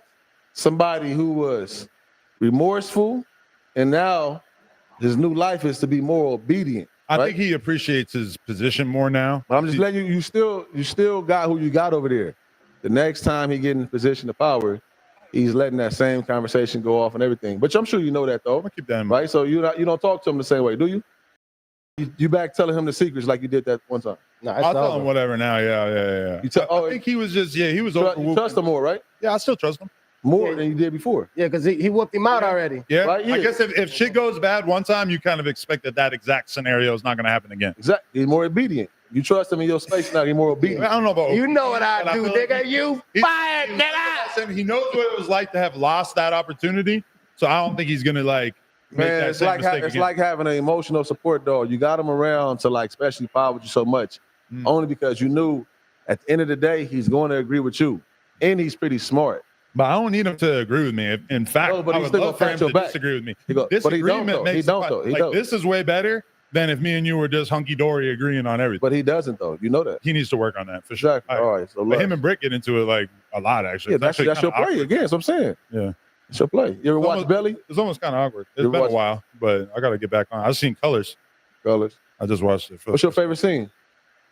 Shit, probably where the Bloods are on one side and the Crips are on the other side, and they're trying to attack each other through the gate. That makes sense. Yeah, why? That Why? makes sense. Because I think it's kind of unrealistic. I don't think people really like get to wear their street clothes into jail like that. But the scene is pretty like striking. But that's what I'm saying. I'm talking to that part. Like, what Oh, about it? I Strikes with you. don't What care about that. It doesn't like reflect on like what I want for the culture. You don't feel like I'll choose a kinda got less. colors you don't feel like less that. You don't feel like controversial that's your scene. thing. You want to close as you can be. We got to work out issues, but I'm not trying to like pit people against each other. Even right now, it's like I'm trying to figure out because B Brazy wants to like come on and talk. I'm trying to figure out if I'm going to even be able to do that without pissing off 4Extra, or if I could get 4Extra to be there, or if that's because he's still 100% in his like I don't Is quit that enemies stressful for you? era. That's Huh? stressful for you? It's not stressful. You just got to try to navigate it properly, you know. I'm saying, is that like a common thing you got to navigate through in your business dealings? People not getting along for sure. The Whack and Brick dynamic, Due to- most obvious example of that. Yeah, That's the Colors. That's what I'm saying. Colors is that No Jumper. they could have been in that scene. How you That's it. That's what I'm trying to say. But see, like We when could you recreate it, really. no, you trying to recreate it. That's what. That's the whole thing. That's Yo, Nah. you feel just like the warden. You see how You upset feel like I was when they beat the out of Jay And- Reed outside? No, but I was mad. no, but see, don't even say that because That I'm wasn't- smart enough. I know respectfully. You know what I'm saying? I know who you. I know the gentleman you brought in here with you on your end, right? Because you think that you smarter than the game, and you think you the warden walking through that, but you like going at it, and you the warden. I mean, You the warden. but you you're feel acting you about like to that's sit- in any way like dissimilar from how everybody else handles podcasts. You No, guys but know you that keep saying, who's the most everybody viral else? episode you have is the one where Smack attacked you or whatever. I don't even remember what happened, but you know, like the Those- shit I don't think that's the most viral episode. the shit that's exaggerated and crazy and over the top is always going to be entertaining. But I'm also not trying to. I'm trying to have like a surface level argument, as soon as it gets to violence, we've gone way too deep. As soon as it gets towards that could turn into violence, we're way too deep. Like if it's going to be a conversation, if it's going to be, I'm trying to think of like good examples of people we brought together on camera who had issues with each other. Realistically, usually people like won't get on camera with each other unless the issues aren't that serious. I'm just saying, like you just said, that's why it's your favorite scene in the movie, right? That's just like the most iconic scene I could think of. That's the hot, but now, I'm not even knocking you. I'm not knocking you for think your about that movie though. I'm trying to think of other scenes. Oh, am I going to say? Oh, the part where they pull up and shoot up the funeral. That's another scene that stood with me. I'm not going to say I like it. I don't want to see that happen in real life. Most movies have a lesson in it. Most movies have a lesson in it as well too, though. What was the lesson that you took away? The lesson part to where you was like, okay, I would love to actually promote that part of the movie. I want to like recreate that. I think you said you want to recreate. The lesson is that this is a crazy repetitive cycle, both for the cops and the gang members, and that this is. Like the movie definitely stopped short of like trying to offer a solution. Did you see yourself in the movie? What's the solution? Did you see yourself in the movie? It's pre-podcasting, so not really. And I don't really I'm saying relate to the cops. like just like looking that you see yourself. Like, can you when you watch that movie, like, okay, I can see. I see myself. I don't relate to the cops, and I don't really relate to the gang members either. Okay. So not really. Okay. I feel like That's I'm crazy, kind of like a 'cause that's different like- archetype. That's like okay. That's both of the worlds that you dibble and dabble in. I don't really dabble with police in general. Yeah, but that's the white. Most people, police. Like white. 70% of the LAPD is black and Hispanic. I understand that, but it's still with the government, all that. We gonna look at the police as white, tearing down. They're not though. They're 70% non-white in But this it's still city. ran by the government, man. That's what I'm trying to say. It's still ran by the government, which the government is white. So it's still white at the end of the day. I'm saying, you saying you don't see yourself in neither, but you dibble and dabble in the Bloods on this side, the Crips on this side, and you dibble dabble with you being white. So how can you say you see yourself with neither? But don't you think that podcasting, generally speaking, is like a very good development in terms of people in the streets, in gangs, etc. In terms of like, somebody like ODM Slim sitting down with T-Rail all the time, that would have been hard to imagine in another era. People like, Brick being able to sit down with Big Deal, or Brick sitting down with Munchie B. These are like actual, this ain't just like Bloods and Crips. It's like specific neighborhoods that don't get along, and they're able to show to the younger generation that it's not that serious. And by the time you get to be 35, you probably are going to be able to be cool enough that you can sit down with somebody if blood hasn't been shed in recent memory. So when I look at podcasts, and I look at it as something that like really kind of helps people to elevate past that. You can say that about rap too, that obviously like, we have infinite situations in which rap like brings people together. But I feel like rap probably divides people almost more than the podcasting stuff in terms of the street.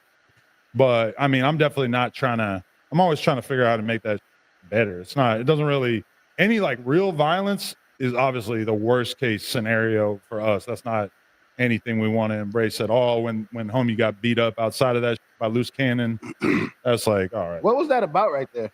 But that comes down to proximity though. So it's like same reason why, not like for nothing, but your cousins, you wouldn't put your cousins and everybody on there and start putting like the family dynamics or your old friend group, put y'all dynamics on there because of the proximity. Yeah, I mean, right? If it's easy to do somebody because violence would be. It's bad. It don't make sense. Like we don't be doing that over here. Who profited from that? Not me. Fucking, we might have got a smidge of extra attention that week or whatever, but that don't really like convert into money or anything. It doesn't even convert into views. Like maybe we had a couple clips talking about it that might have done 100,000 views. That don't really mean shit to us. But as far as like, you want to know what caused that? I mean, I guess it's kind of who you want to believe, because Jay Reed was playing an angel on that Rick Rock interview and acting like he was just pulling up to talk about business. And then if you want to listen to Loose Cannon and Whack and all that, he was pulling up to basically bang his hood and talk a bunch of shit. And so I don't really 100% know what to believe about that. Yeah, that's shout out my Rick Rock. So what? All right. So how do you scout out for talent and shit like that? So from my understanding, the way I heard it, I thought you got you and AD and everybody separated because you was going in the direction of like the whatever them was. I don't know their name, like the white whatever them. I don't know who the niggas was. So along the path of that breakup, there was this moment where I did a debate where I had the streamer Destiny, like Destiny. mega liberal, progressive, whatever, on camera.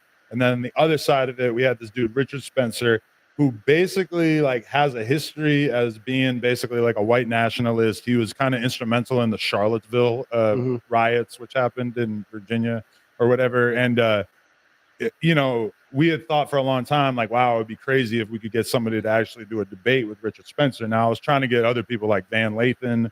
I was trying to get Tariq Nasheed.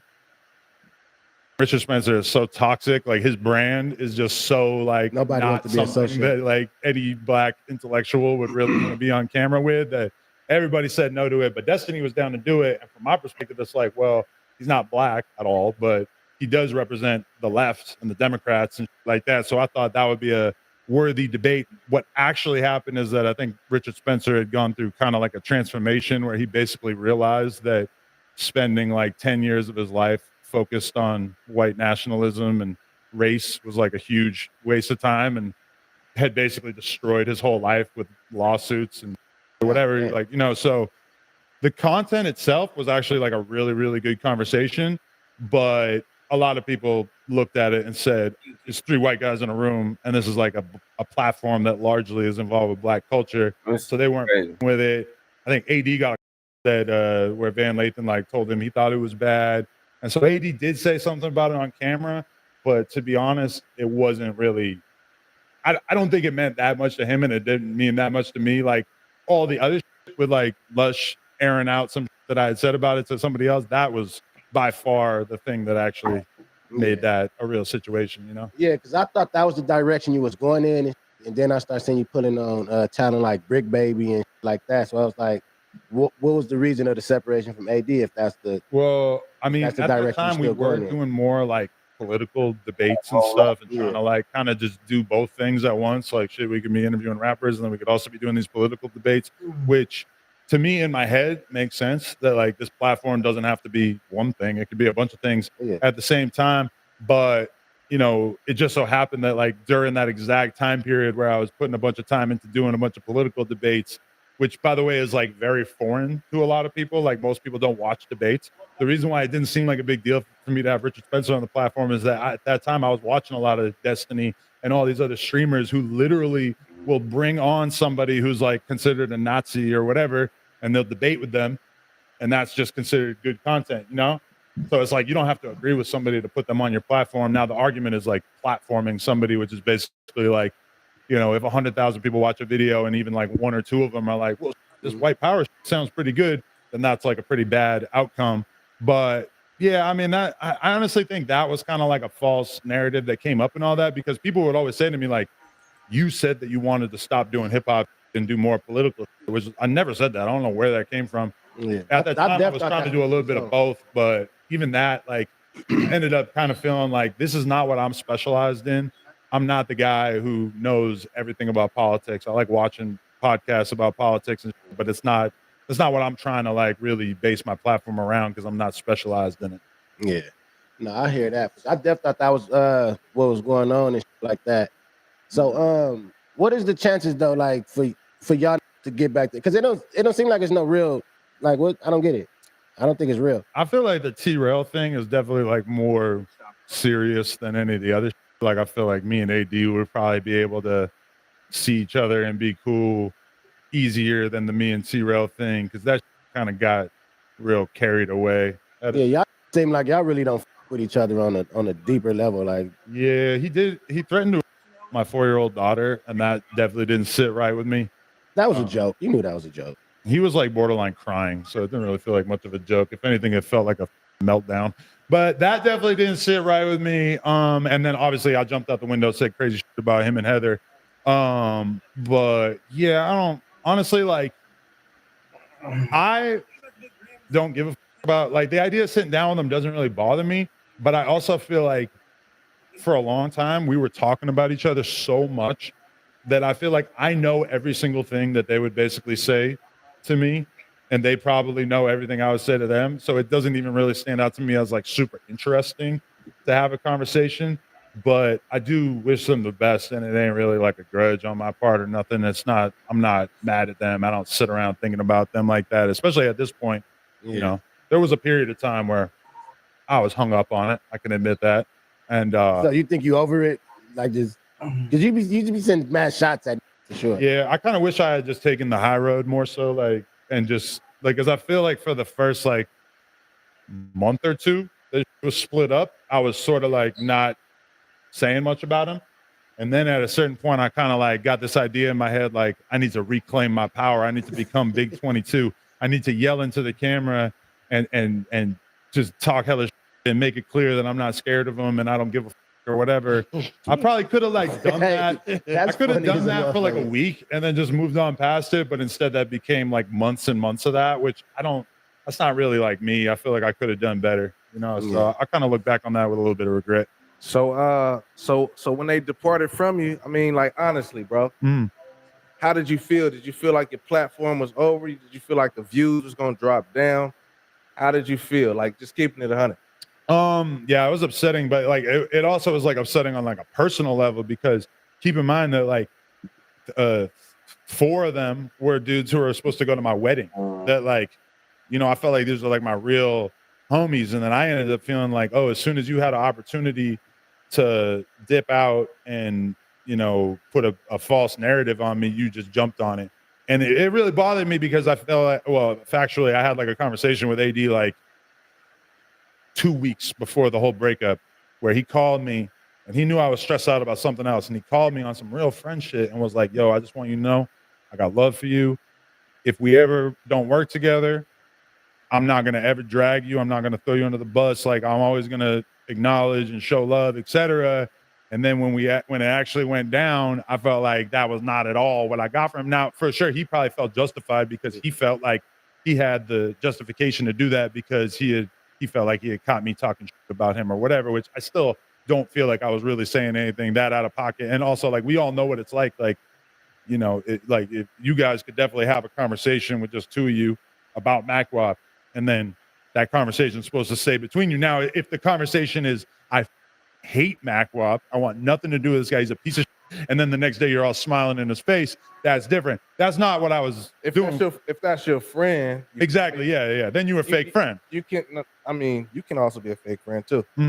Because did you reach out to them when they deported? We were still talking in the background a little bit, but not really. Now, the reason I ask this is because sometimes some people see us as just a dollar sign. You feel me? You mean black people, not the Apollo? Yeah, right. Black people.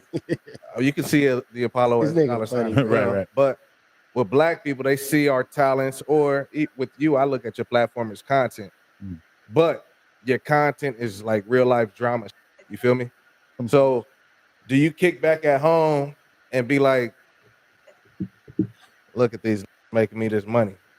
Is that how you really feel? Like, because a lot of these cats really got issues, bro, like with each other. And I think you might sit back and be like, okay, yeah, he don't like him. Whoop-de-whoop. Let me hire that man real quick.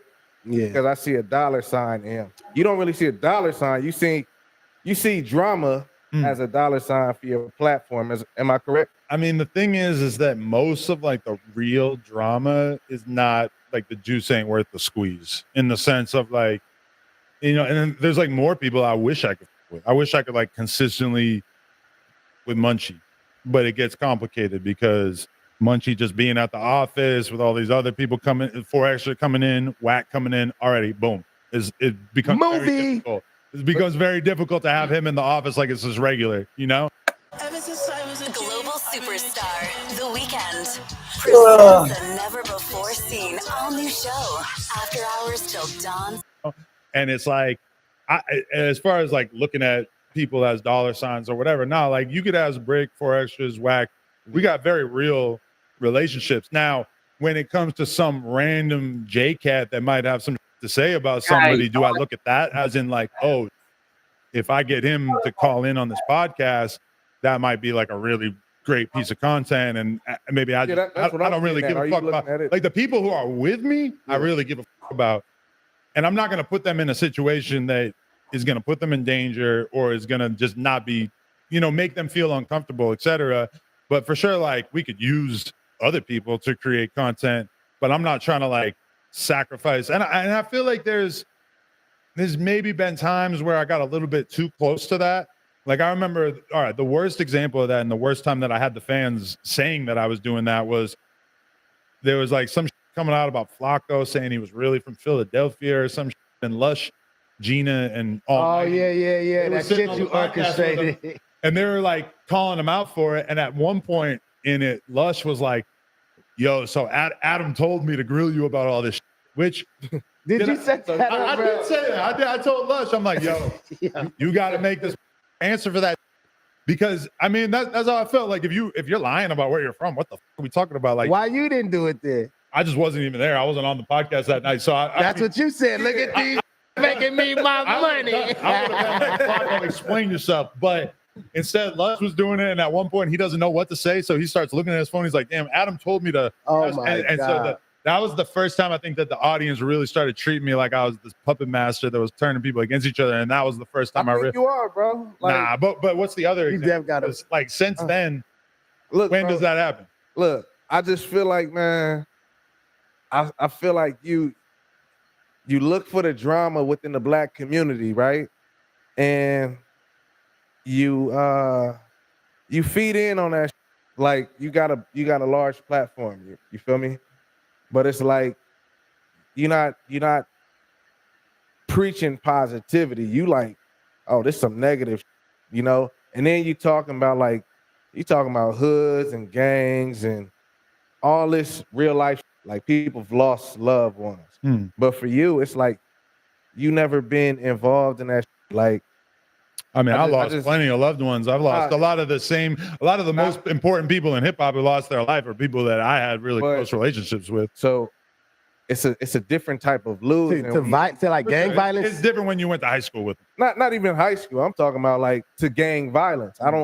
Me personally, I don't feel like you've lost multiple loved ones off of gang violence. So I mean, you could say I didn't love Draco. You could say I didn't. No, I'm talking about whoever, but I'm talking about sandbox friends from when you was young, like for sure.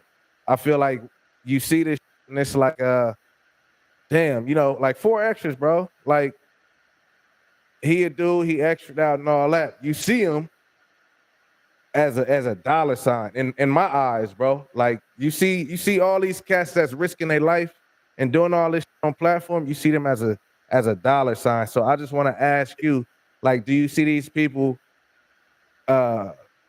for a good thing for your business, or are you trying to like really help bring our people together? Like, I really want to hear. Four X is a great example because for sure, when I look at him, do I see him as an opportunity in which I can get views and make money? For sure. Do I also view him as a great person who has a potential, and I actually with him? I actually really enjoy hanging out with him. I actually like the guy 100%. So it could be both of those things at the same time.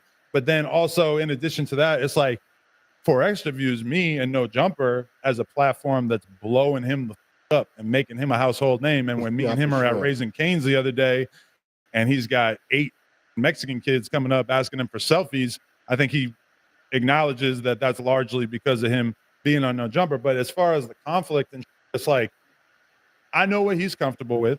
I've asked him, I said, would you sit down with Munchie? He said, hell the no, I don't with enemies. I said, would you I've thrown out other names of like, would you be down for this person to even FaceTime in? Nah, I ain't comfortable with that. So, I acknowledge everybody's comfort zone. Like same thing with Brick. I asked Brick, you down to sit down with Munchie? He said, yeah. I said, you down to sit down with Big Deal? He said, yeah. It's like I'm not trying to emphasize the negative side of it, but it is obviously that's I'm done spending an obscene amount of money on takeout every week. Done. I'm getting back on track with Factor. Fresh, never frozen meals prepared by chefs. This saves us so much time when we're chasing around our toddler. I can get all the nutrition I need without having to obsess over it. I never run out of tasty, nutritious dinners thanks to Factor. Factor has over 40 different dinner options. Like Protein Plus and Calorie Smart. I never thought eating clean could be this easy and taste this good. I can't believe it has taken me this long to get started.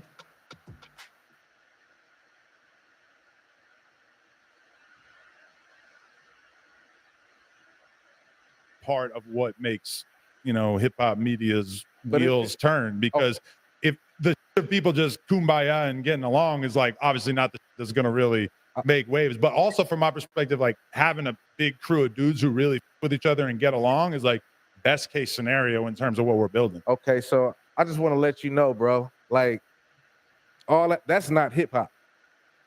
That's not what all that beef, all that gang and everything, like that's not hip hop, bro. Like, well, it's part of the street culture that hip hop emerged from, right? That's where we look. So what I'm saying is killing each other and like that on your platform, that's really not hip hop. That's just what some blacks go through in the inner city. That I want people to understand that's completely separate from hip hop. I feel you. But I mean, yeah, no, for sure. Like that's real. To me, that's real life. Average gang member who gets killed in LA is not because of rap beef. Now, at the same time, I heard Boosie in a Vlad interview the other day say that most people that get killed in his city goes back to rap music. Most of it goes back to people who made songs about each other. I don't think that's true for LA, but it's definitely true for a lot of other cities. And, there's a lot of Instagram accounts that are dead set on chronicling every person who's in any way hip hop adjacent, who's gotten into, legal or whatever, killed people, whatever. It's like that obviously is not something that I encourage or want anything to do with. Obviously, I would be devastated if anybody with me met their demise by anything at all, even close to related to this podcast. But at the same time, I mean, I can't really think of any time that that's happened, and not even just on No Jumper, but just in general, where some podcast beef became somebody getting killed. That doesn't seem like, if it's serious enough that somebody's going to get killed over it, it's probably not being discussed the day before on a podcast. I mean, you never know, bro.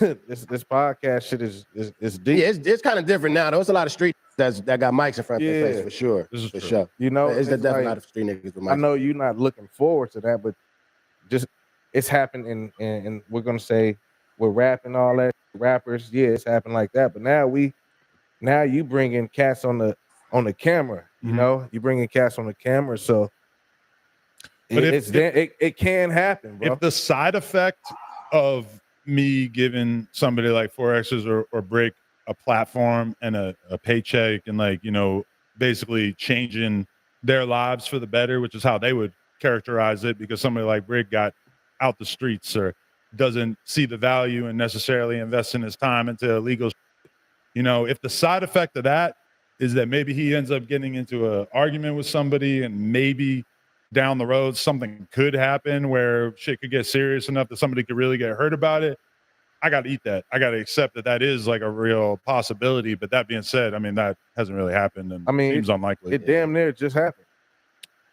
That when he got beat up, and that could have turned even. That's the side effect of me, maybe giving Wack a little bit too long of a leash and allowing him to have 15 dudes up in the spot. And so you got a leash on Wack.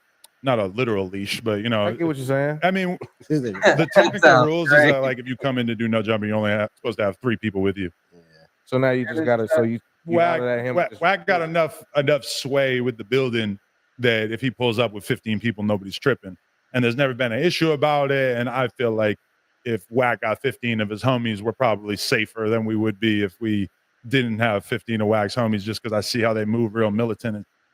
But at the same time, some random dude shows up tripping, and shit could definitely go left. That was not an ideal situation. Me and Wack had a very serious conversation about how he can't be bringing that kind of energy to the building and everything. But it's like I do take these risks But one thing about it is that it's like I don't really see a lot of people who are like more from the culture taking those same risks. You know, like I could with that you do that. That you do platform the. I would hear AD say it all the time. Is like, who the else is taking people like us from the streets and giving us an opportunity to come on camera and change our lives? Which I didn't really think of it that way. And then hearing him say it over and over, I kept like realizing like, damn, that is kind of true. But at the same time, I mean, you know, I do look at Lemmy and the Zeus Network, and I'm like, oh, okay, that's not so far removed from the type of that feels more WWE to me. Zeus. So that's kind of like the difference, though. Like yours is lie to everyone. Risk your life and no glamour.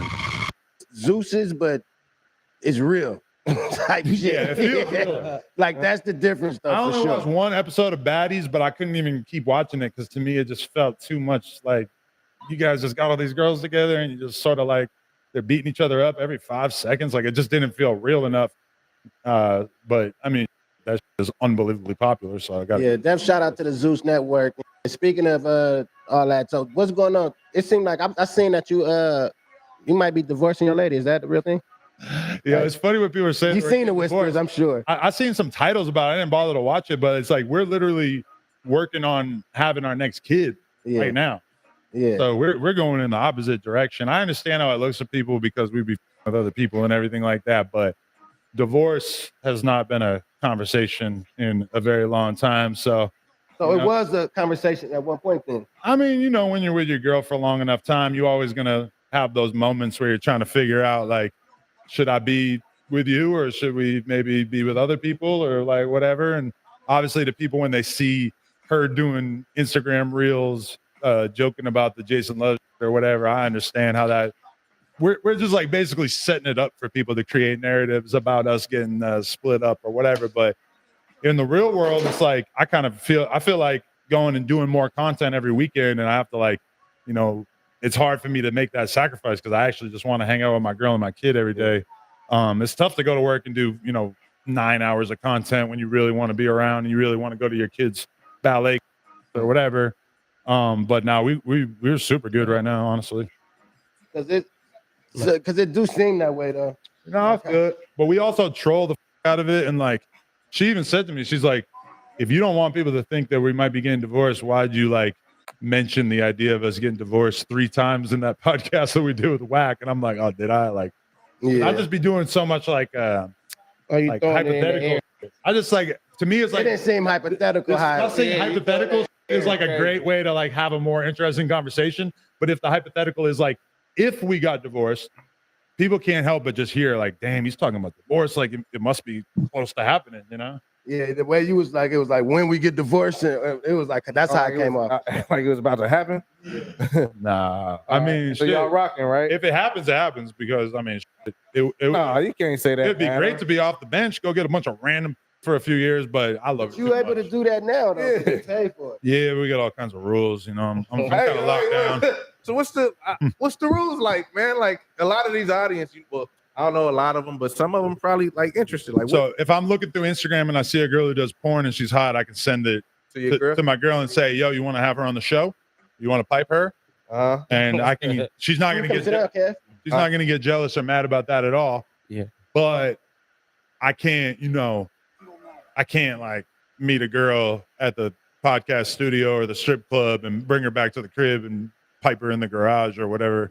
Get a hotel room, just go, you know, run off and pipe, which would be fun. Yeah. But nah, it's like it's more of a business thing, you know. It's got to be on the up and up. But it's also good too because it's like realistically, I ain't with a condom, so we got to be tested. I can't really with a girl unless she's got a fresh test. Yeah. And also like I've seen what happens where you pipe a girl and you don't, you know, she's a few drinks in and then she decides that it was something else a couple years later or whatever. So I feel like if anything, me and my girls together on camera is like the best insurance policy against all this potential taking place, you know? How do you, I mean, this is, I honestly just be want to know, how do you feel like, how do you get your confidence up to another man, you know, and another man is piping your girl? Like what type of confidence do you got, bro? Bro, that's the ultimate confidence to be able to know that your girl's making content with another guy that day, which to be fair, like that only happened one time. But yeah, it was a transformative experience. It's a different thing. Most guys will never have to do that. And just like, you know, I signed up for it, but then when it actually happened, it felt a little weird. Like, what made you sign up? Like, yeah, that is crazy. When I heard about all that, like, I'm like, what type of man? I don't care what race. What type of man would like allow his girl to get piped by a dude? So the whole thing in the porn world, I guess, is just that like as we got deeper and deeper into it, it just started to seem more and more not that big a deal. And then the other thing about the porn world is that it's like controversies basically like it's way worse than the hip hop because you know Joe Budden got a good business and they don't have that much controversy. Yeah. You could do a podcast on here that gets 100,000 views and you don't have to be screaming at each other. But meanwhile, like in porn, controversy is the number one. Like, who's the most viral girl this year? Lily Phillips, because she got by 100 guys in a row. You know, like that just the controversy of that, the outrage. Watch world-class soccer live on a variety of networks. All of it is what made it. I think at a certain point we realized that the most controversial, craziest thing that we could do would her to be doing a scene with another guy, and that it would like lift up everything that we're building. And it was a little intimidating at first, but at a certain point, I was just like, you know what, let's do it. And now I'm at the point where it ain't even a big deal. Like me and her and Jason Love, we saw each other the other day, and I was just like, yo, we should all do a scene together. And she couldn't believe that I was open-minded about it. And I'm like, no, let's get this money. So wait. You already fucked him. It's not a new body. Wait up, John. Wait. So all right. So I've been seeing mad pictures of him and Leonard. Like Yeah. I don't know, Leonard. That was when we were in Vegas. So you was in vicinity though. Yeah. Well, we were right there. They only pipe once, trust me. And the reason why too is I feel like a lot of dudes don't understand that I have like 100% confidence in her always telling the truth to me. Which is like, I never felt like that in another relationship, and I feel like a lot of dudes don't really feel like that, and I don't blame them because a lot of girls are grimy as. But we wouldn't be able to be in the situation that we're in if I didn't feel like every single time I ask her a question, I'm getting a straight up answer. You know? Yeah. So and we've been together 9 years on. So she really like it. Y'all really got that friendship. Yeah, like I can't really lie to her. That like it really fucked up the cheating thing after like the first year or two when I realized like, damn, like I can't lie to her the same way that I can't lie to my best homie. You know, in the same way that like I would feel I can't just sit there and lie to Britt. So I can't lie to. I'm not gonna sit there and lie and wax face, right? Like that would feel all the way bad. With her, it's way worse because she's been with me through everything for 10 years. I was a regular dude when I met her, and now I'm whatever I am. And you know, I can't even. The hipster kids downstairs when I was coming up in here were like, oh, Adam, what's up? That's brand that was not a thing when I met her, you know. And so I can't. We just have like a level of bond that allows us to do that. I think a lot of other people don't really. Shout out to y'all. What about so where are your day ones like that from the sandbox? Like, because I just heard you say like your best friends were like with Brick and Black and shit. Like, so do you have like day one homies that you communicate with? I do, but it's weird. Like I've done this like thought experiment of like think about every part of your life and think about who were your closest friends during that time period. Yeah. And it's like my whole like for the first from like 20 to 32. All my best friends were, or excuse me, from 12 to 32, all my best friends were BMX dudes. Yeah. And then around 32 is when I really started to like have some success with the hip hop. And all of a sudden I realized like these dudes, like even though I'm still good friends with them, I'm in a couple of different group chats with all these BMX dudes. And like, you know, I've been to their weddings and I with them and I got mad love for them. We don't really hang out like that because we don't do any of the same. They don't know about any of the that I'm doing. They wouldn't give a or understand if they did. So at a certain point, it's like, you know, your day ones, like, do I have day ones in the hip hop? Not really. Yeah. It's just, I don't live in the same place. I live on the completely opposite side of the country. And it's hard to make friends when you're the boss because like a lot of people work for me. And it's like, I with them, like somebody like Remo, I with him so hard, but at the same time, it's always going to be a little weird when you're the one signing the paychecks, right? Yeah, it is for sure. It's just not really, you know, it's always going to be that thing where he's not going to tell you to f off when he feels like it because he doesn't want to piss off his boss or whatever. Now I might be able to encourage him, like, you could check me. I'll tell him a tweet I want to put up. He'll be like, bro, don't do that. You don't need to smoke right now. It'd be a bad look. Rah, rah. He's somebody I can really kind of trust to like check me if I'm gonna what I really need to hear. Same thing with my girl. But yeah, I mean, that is kind of a weird thing, and it's lonely because a lot of my best friends who were more like in the hip hop space when No Jumper blew up, we fell out because I was the boss. And at a certain point, it's like, you are not acting like a great employee because you're comfortable around me. You know, like you look at me as your homie. Whereas a lot of the best employees I've ever had are the people where it's very clear, like, you work for me. Yeah. And we with each other and we have love for each other, but ultimately, like, it's clear, like, if things weren't working out, I would fire you.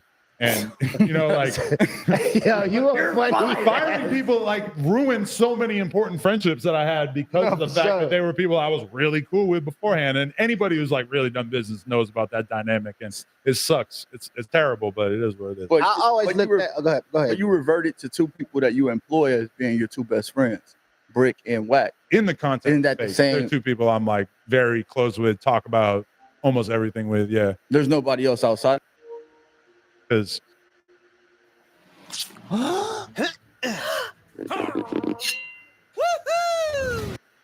yeah, liability is definitely a big thing, but liability is scary. Yep. Watch the company you keep. I guess I don't know. I got a question for you. I've been quiet and shit. I just been pondering. But all right, you got 4 million subscribers, right? Around there roughly, and the homies they roughly 200,000 subscribers. So that's a big gap in between subscribers.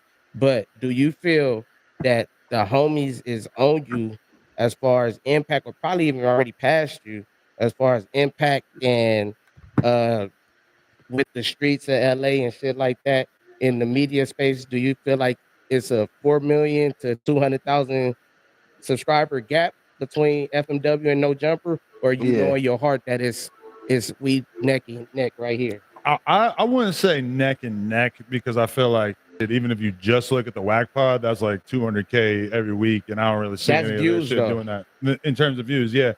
That being talking about said, impact. I'm not trying to take anything away from them. You know, like, obviously they have the ability to get a banger episode at any given time. Like, shit, they got Schoolboy Q, they did 1 million views, and I'm sure they probably got some more tricks up their sleeves. So I'm not trying to like take anything away from them. The thing about the 4 million, or it's almost 5 million subscribers, is that so much of that comes from interviews I did in 2016 and 2017.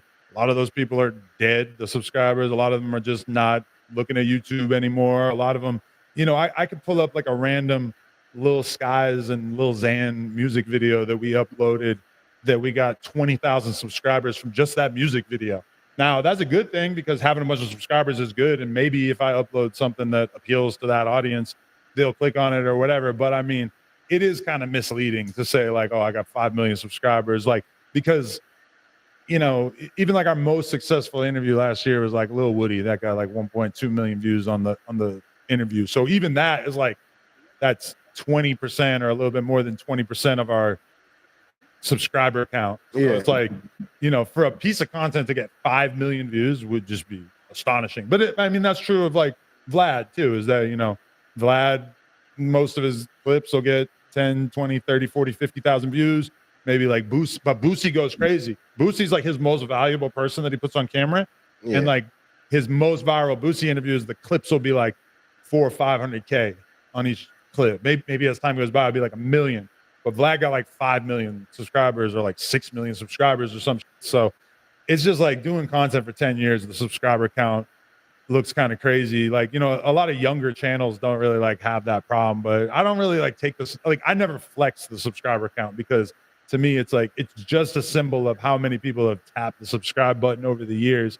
And the fact that Back on Fit can do 1 million views off getting a Schoolboy Q interview with 200,000 subscribers that's dope. But it also doesn't even surprise me, because I see people all the time who can get 1 million views on a video, and I look at how many subscribers they got, and it's 10,000. That's why. But they just came up with a really great title and a really good thumbnail, and boom, they did it. That. That's why I'm not even going off of numbers. I'm going off of impact. Right. So, do you think No Jumper has more impact than FMW in the culture? For sure, but I disagree with that. I think, okay, Figmunity probably got 100,000 subscribers or something like that. Yeah. So that's 1/50th of how many subscribers No Jumper got. Do I Exactly. think that No Jumper is 50 times more influential? I mean, that might be a stretch. But do I think we're more influential? Yeah, of course. But I also think there was a moment when they left where it felt like, oh, this is about to be huge. And then that definitely was a big dent when they left. it was big because you had For never sure. seen, you had never seen a page like Academics or Say Cheese post about AD or T-Rail, and now all of a sudden it's a post of like they left. People are obsessed with podcast breakups. I see that all the time. It happens to me too. I was very, very interested in Call Her Daddy breaking up. Yeah. I never watched that before or after, but when they broke up, I was tuned in. So I mean, I do feel like, you know, they still have the potential. You know, they still they found ODM, and I think ODM is probably a real good addition to Back on Fig, right? Mm-hmm.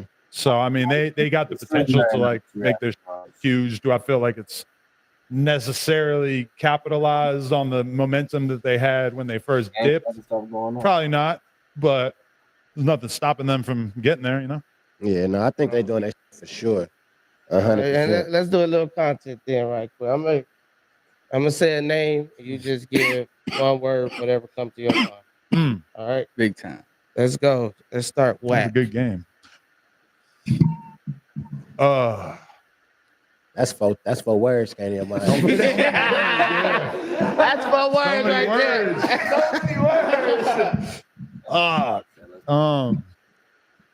Just wow.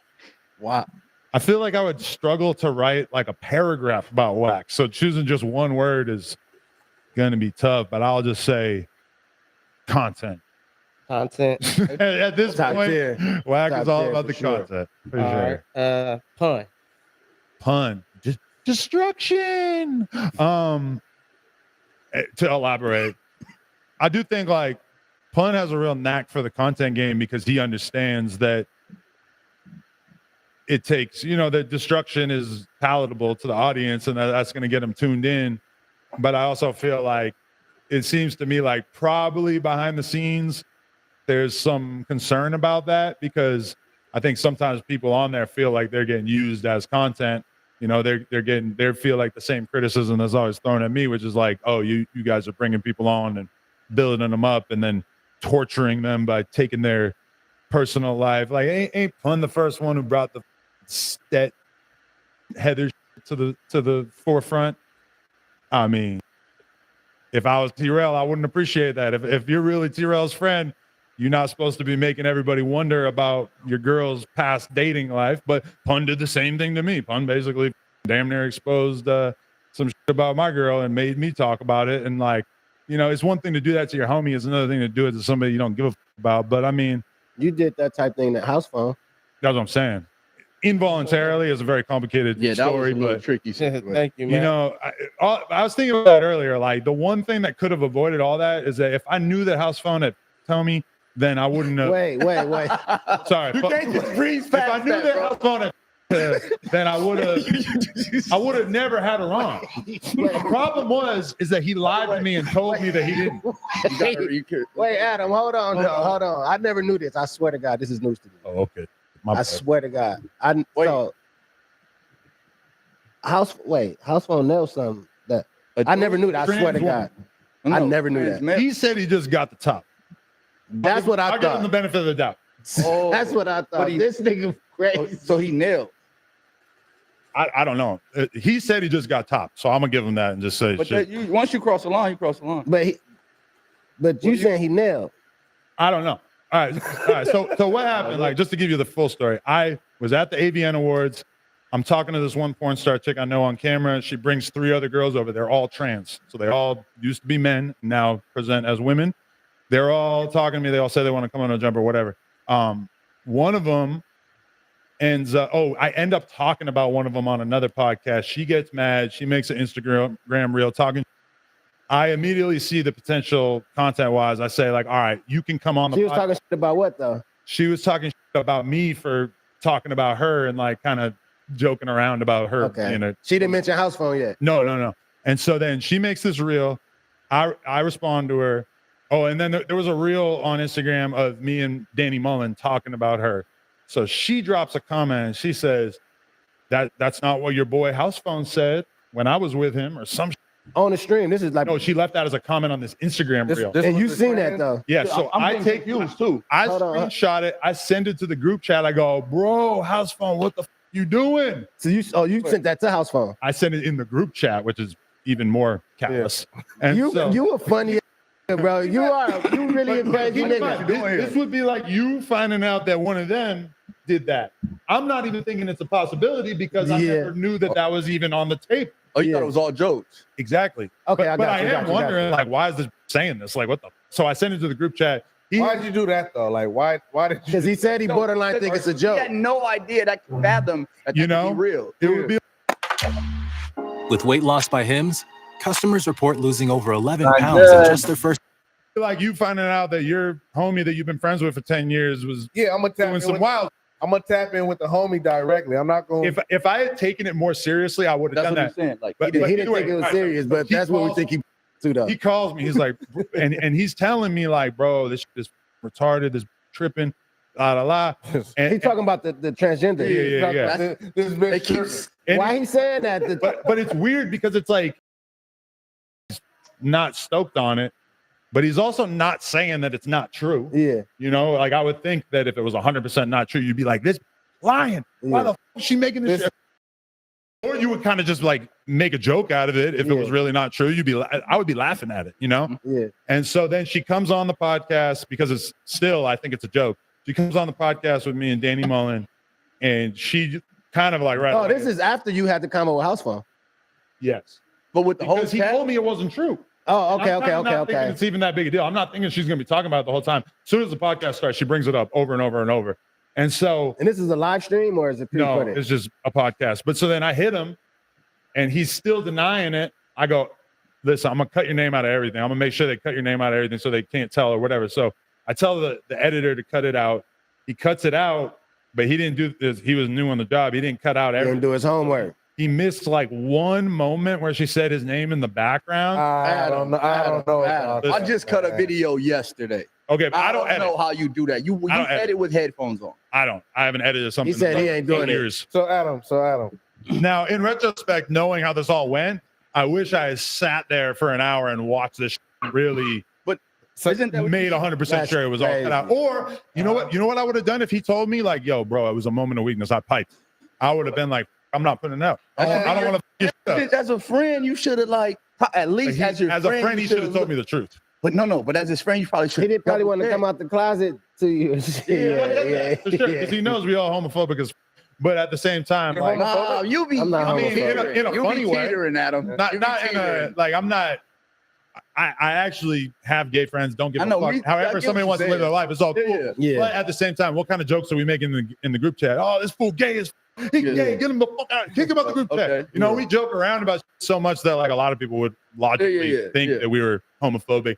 So I don't blame him for lying to me, but I do believe that if he had told me, I would have just not put it out. Now, after the fact, I found out that they had a whole music video together. Who? Whoa, wait. House Phone and the girl. What was they doing in this music video? Rapping. Together? Together. As a male or a female? She was a woman. Like she got titties installed and all that. And he was rapping with He was rapping too, yeah. Wait. So that made me kind of think different about it. I'm like, well, if you did a whole song together. So the video was after the situation. No, the video was before, but I didn't do the homework to even realize that they had a video together. But the video was before he allegedly did it up with the person. And old boy was all Nicki If I had to guess, I would think that maybe they took place at the same time, but I don't know. Hey, Adam, let me ask you this question, man. That's crazy. Have you? The man? I know you, huh? Okay, no, okay. This nigga, you were gonna say that. I knew you. This nigga got PTSD. Am I the man? What? What'd you say? I didn't hear. Did he Fuck a man? No. The answer is no. Answer is no. Now, no, go ahead. ask question, Adam. A lot of people ask me. He beat you to the punch. A lot of people do ask me You that. got to beat somebody to the punch. A lot of people ask you if you man. Yeah. Like what? Well, I did do an That's April crazy. Fool's prank in which I posed with a gay porn star. So Now, why would you do something like? But yeah, wait, I yeah. don't give a fuck. Let me stay right here real quick because I'm curious. That's my though. white side really coming into full bloom. So what? So all right, because prior to that though, some random caught y'all walking like belling down the street. Yeah, that was part of it. Yeah, yeah. Oh, that was all. That was all. Okay. Oh, yeah. Okay. Yeah, I thought y'all niggas got caught sneaking out, man. Yeah, this Adam sneaking. You know what I mean? You want to know the moment that felt the gayest of the whole thing? What? Is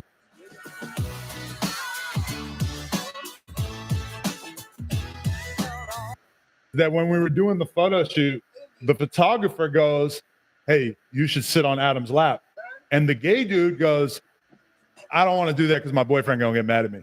Oh yeah, that's. And crazy. I was like, "Damn! Like you got people in your life who care, who are taking this serious." So you was really telling him like, yo, man, like sit on my lap for this. I don't know. That surprised me. And you know who Jack Doherty is? Yeah. It's that dude's older brother. Oh yeah, Just happens to be a gay OnlyFans star. Oh, no, that's crazy. But he's yeah. kind of popping, so that's why I got him to do it. Did you hear about that OnlyFans model that fell off the balcony? Yeah, what the? Yeah, that was. You heard about that? That was some like that's some Law and Order though. I think it was in Brazil or something. Oh, I thought that was in Miami. That was actually No, that was some Prayers up to tricky the shit. family. That's unbelievable. Like, Yeah, that was crazy. Think about how high the barrier is on the balcony. Yeah, they probably had her. That's what I mean. Hop, like And popped then up on think that. about a girl like standing up. Like, Yeah. she's not even close to as tall. Like the only thing I can think of is maybe they were like had her up on it. Like, Yeah, that's what I was thinking. That's sick as. So I ain't gonna even cap. Yeah. I ain't gonna even cap, man. Prayers to her for sure. To the family, man. For shit show.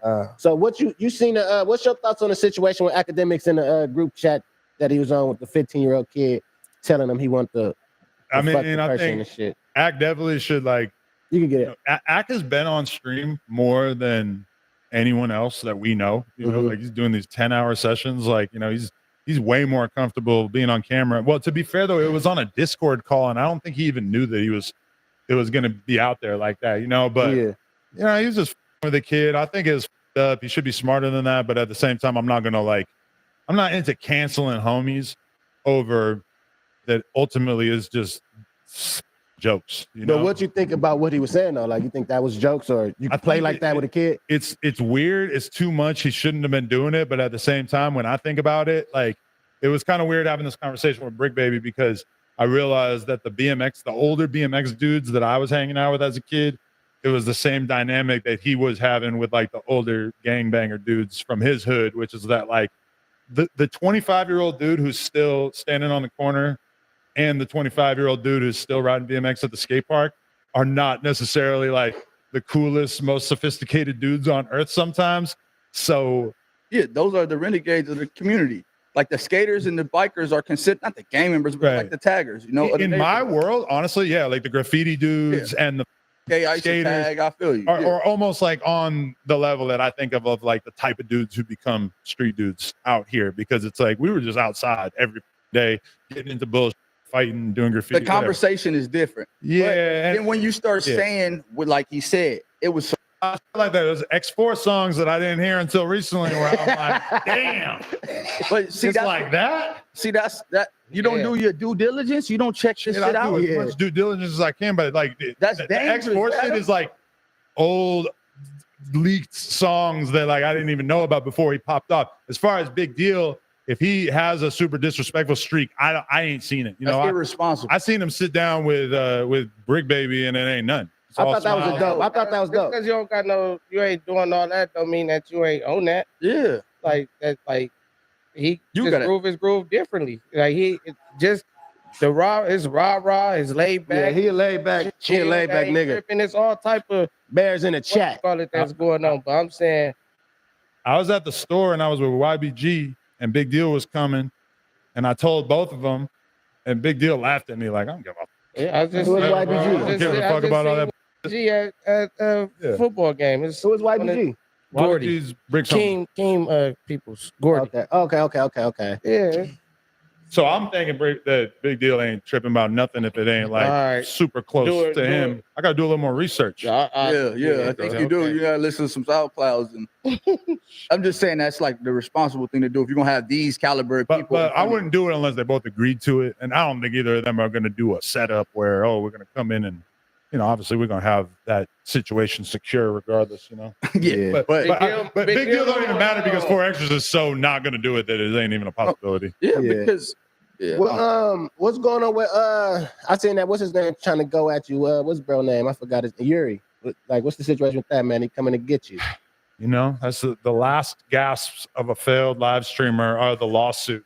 I guess it's like right. I fuck with Yuri though. He dope in the content space. Fuck with him. He really good in this space. To try to do his own thing streaming, and his numbers went.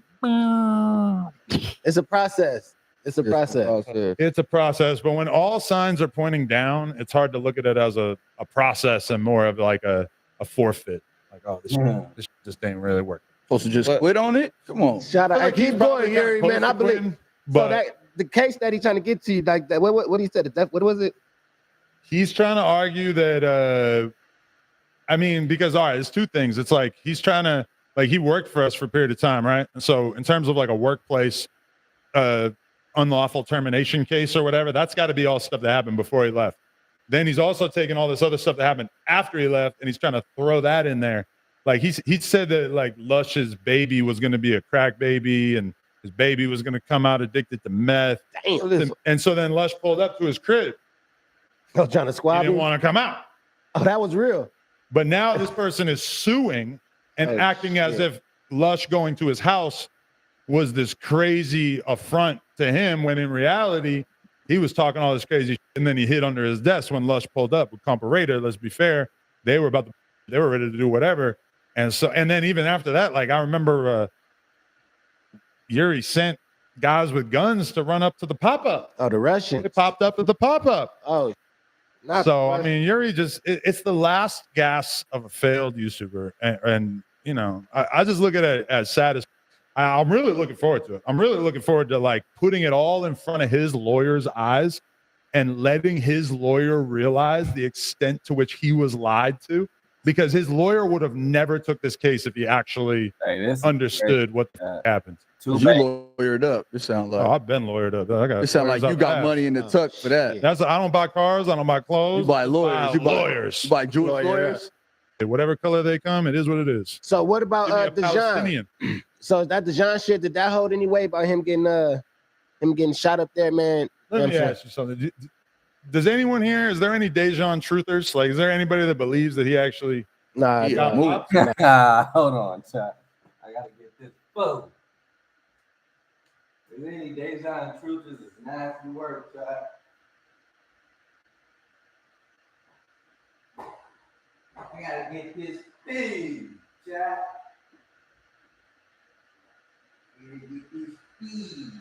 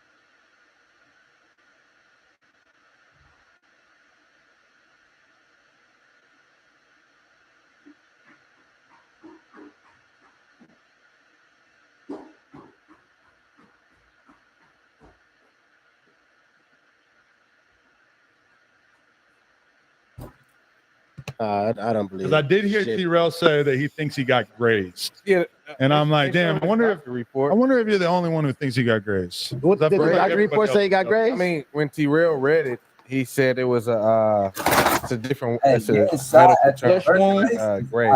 Flesh wound, like they said on Bad Boys. It don't say flesh wound. It's a medical term that they use, a braze or something like that. So nothing, no gun went off. They said so. No accidental gun went off by the security and shit. No comment on if a gun went off. I don't know. I wasn't paying attention. Okay. But you know, I there's so many gunshots in my world. I don't even notice. Oh, yeah, you know what that means. I did get grazed. This is what I would say. Fucking Mook got shot for real. Fuck you, Mook.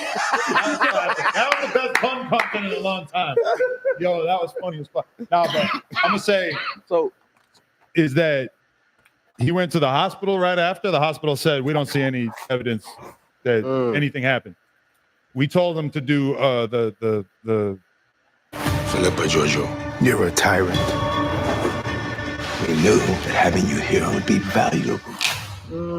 Starfleet. hit or not. So let's do the workers' comp. Workers' comp said we ain't giving you any money. You didn't.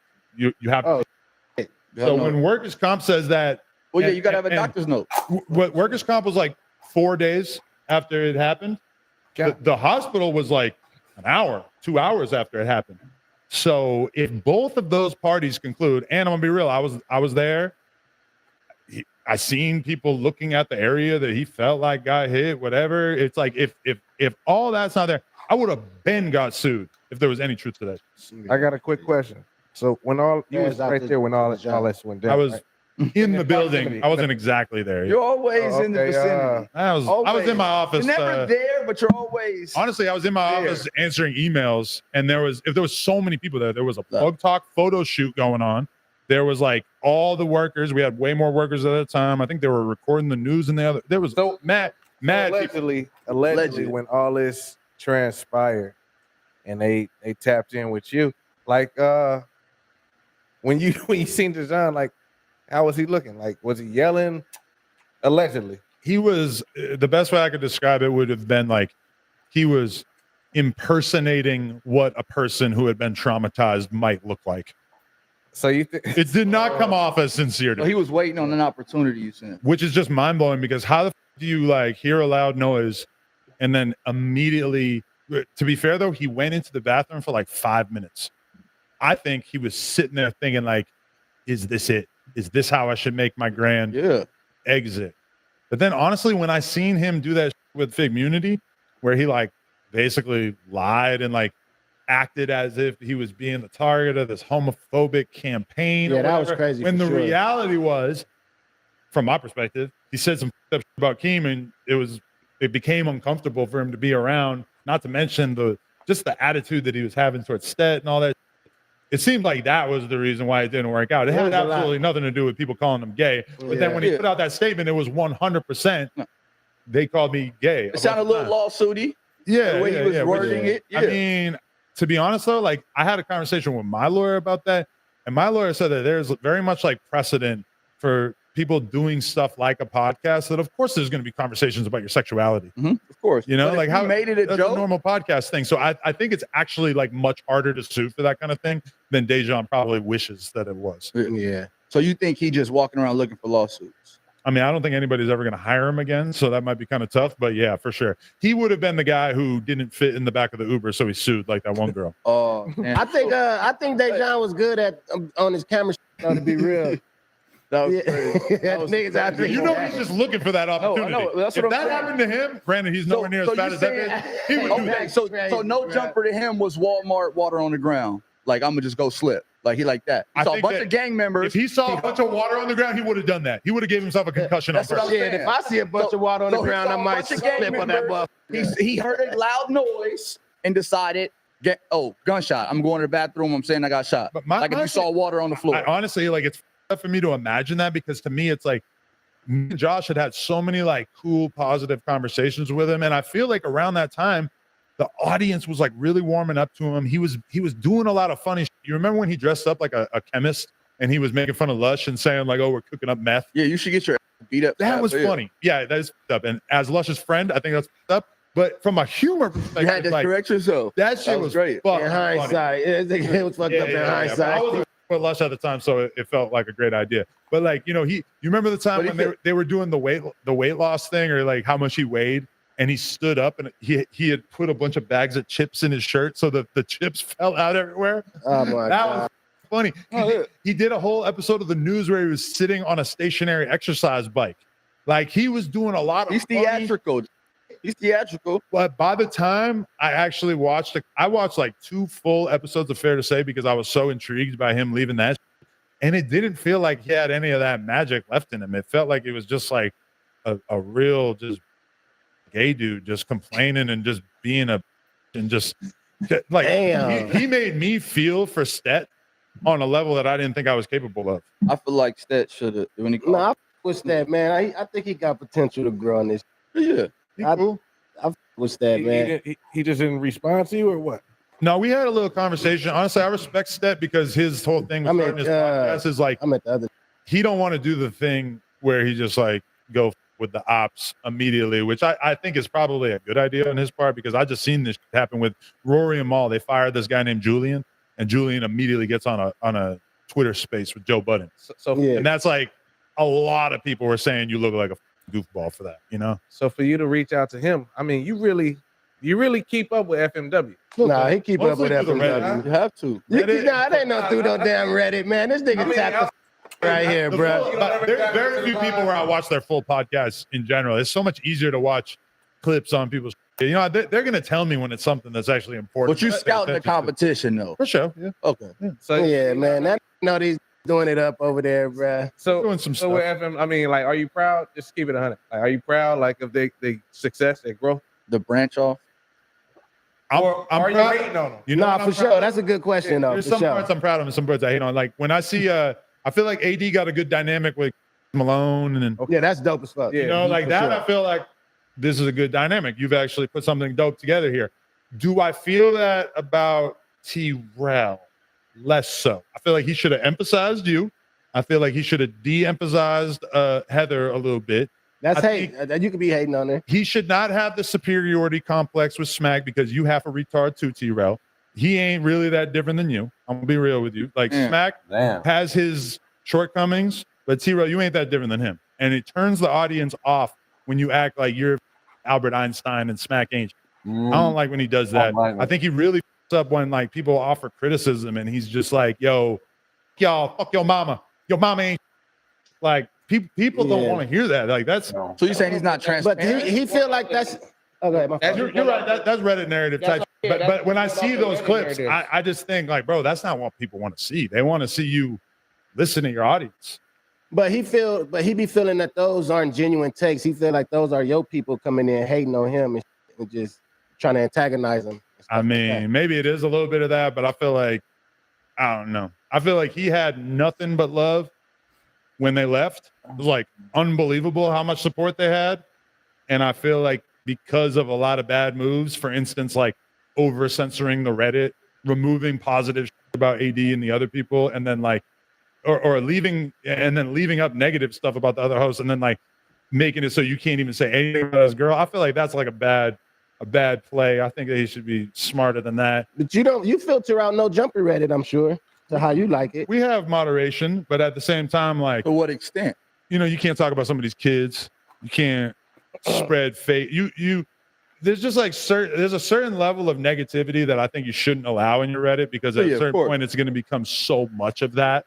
But wasn't that one of the problems that T-Rell and them have with you? Was the Reddit that you leaving up them narratives on them, deleting shit about you and shit, but leaving shit about their family and shit up right? there? And I'm gonna tell you that when they left, there might have not been any narrative that pissed me off more than that one because I woke up every day for a couple years there and went on that Reddit and deleted pictures of people's kids and banned people permanently for posting pictures of people's kids and banned. Yeah, that's out of pocket. I mean, even the picture of the kid is just like that's all I need to know about you if you're posting a picture of somebody's kid in order to get at them. Like that's the trashiest, weakest thing I could ever think of. So like I just like went out of my way so much, told the mods, every single mod knew, like this is what we're deleting.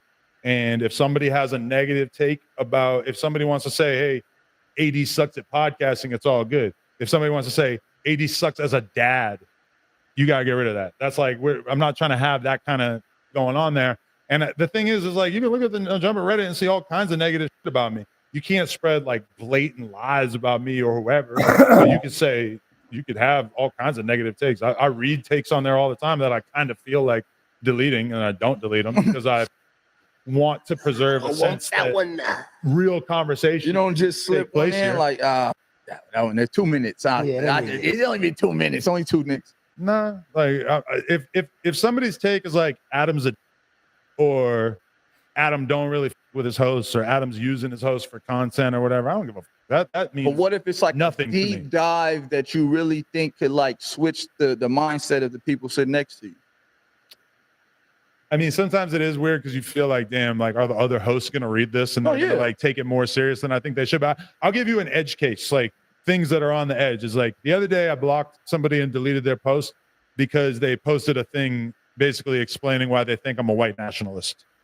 Okay. And that to me was like, on one hand, that's your opinion. And I kind of feel like it's fair for you to say that if you believe that.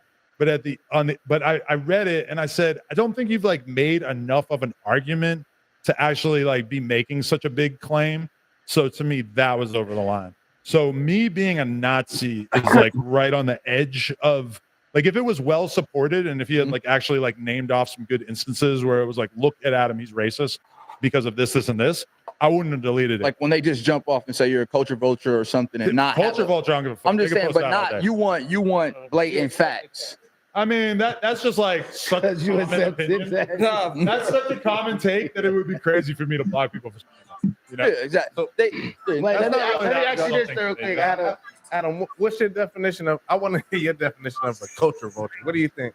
I think a culture vulture is somebody. When you think about a vulture, they're coming from another place, okay, and then they're swooping in, and they're literally like eating the meat off of a dead animal that's already dead. They didn't do the killing themselves, but they're swooping in and just sort of scavenging the last, bits of nutrition off of something that is not theirs. So that's okay. That's kind of like 2.0. Hold on, because it's like not dead. You all right? So you could be like a 2.0 one thing. Like it's like you, because you came from the BMXs type. Let me. This analogy about the cook. So it's like you came in, but then the not dead, but you like expediting the process to get it dead, so you could pick off the carcass of the shit.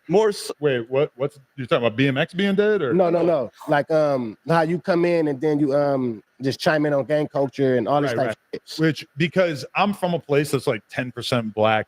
I'm from a place that has no gang activity that's worth mentioning. That's the vulture part. Swooping in on the highway for like a good half hour before I got to a city that has some good gang activity going on. Where is that? You want me asking? New Hampshire, like right outside Boston.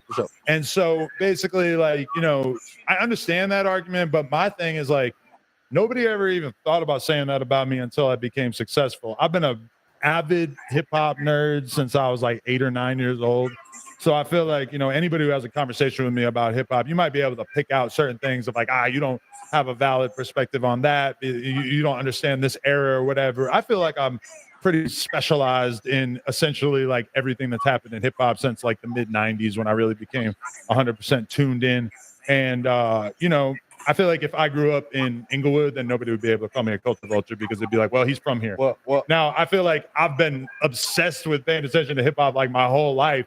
So even though I am from a place, I moved out of New Hampshire when I was 19 or 20 and moved to New York and fully, was I fully like in hip hop. Now I was really more in BMX, but hip hop has always been like the thing that I was like primarily interested in.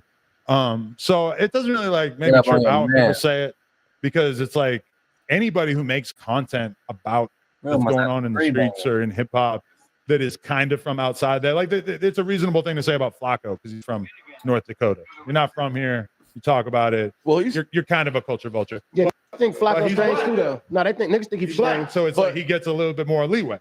Yeah. Well, yeah. I mean, when you mentioned the people being dead or whatever, I mean, so basically you're like a culture predator. looking towards the prey. I'll put it like this: is like I know a dude who makes YouTube videos that I watch all the time that are about Scrabble, about like the most memorable Scrabble games of all time. Okay, and he specializes in Scrabble. He makes videos about crazy Scrabble. I'm interested in Scrabble. I watch all his videos. I'm just a guy who is like a YouTuber who happens to be highly specialized in hip hop. And before this, it was BMX. And realistically, if hip hop died tomorrow, I don't know what that would have to consist of or how that would happen. I would probably be trying to think, well, there's all kinds of other that I'm interested in. Maybe I should make videos about that. So I guess I like it. It doesn't even really sound like an insult to me. It just sounds like a less flattering description of really what we're all doing. I want you to define one more word for me, please. Sure. Hip hop. When you say hip hop, what does hip That's hop almost my question. I mean, hip hop's original definition was the 4 elements, which is breakdancing, graffiti, DJing, and rapping. Hey, Google. As time goes by, obviously the culture changes. None of us talk about breakdancing. Most of us don't really care about graffiti that much. Spinning records, scratching, obviously that damn near doesn't exist.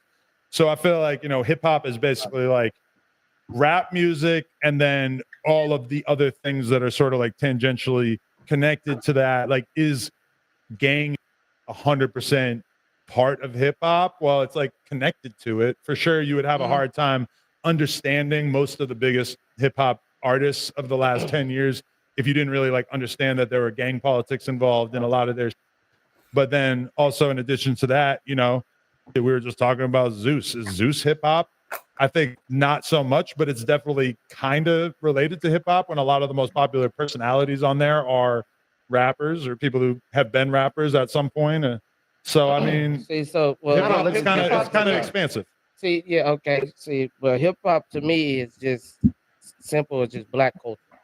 That's hip hop to me. It's black culture. So when you say hip hop, when you say I've been in the hip hop and all that, I'm hearing black culture. I'm replacing your word hip hop with black culture. That's what I was getting at. And that's so when you have your when you talk about episode first, how you got in the game and why you be in the game and what you into, when you say hip hop, it all come back down to black culture, which why I believe that you're a culture vulture, because you, like you said, you have two different lives. You got the white life, and then you got the other lives. That's the culture vulture part when you go to the other life. I think, and then you can go back to the white life. Hip hop comes from black culture for sure, but I also think that it's kind of bigger than that at this point. Like, there's all kinds of rap podcasts that focus on Mexican artists that probably will never have a black artist on. Somebody like American Cholo, Lucky with Hoodstocks, LA Icon, etc. There's a relatively thriving Hispanic hip hop scene that basically damn near ignores the existence of black people. I know tons of white rappers that I consider, hip hop, that probably have all kinds of black friends and black people that do music with and black people that shoot their videos and collaborate with them on beats and all kinds of shit, but it's ultimately white dudes that get on stage. So I feel you, but I feel like hip hop at this point is so big that to me, saying it's just black culture, like I'll give you an example. As I listen to Thomas Sowell's podcast that he does with Glenn Lowry, it's like two black economists, and they're like, basically academics. They're like way smarter than me or any of us, and they probably wouldn't be able to pick LL Cool J out of a lineup. They probably wouldn't be able to say that's 50 Cent and that's Jay-Z. They're black, and they do a black podcast, and it's based around their culture. Their culture has absolutely nothing to do with hip hop. And I do feel like saying, I deal with black people a lot of times, like doing these private schools, whatever. I'll be having a conversation with some black dad, and I realize that this guy has no connection to any of this. Yeah.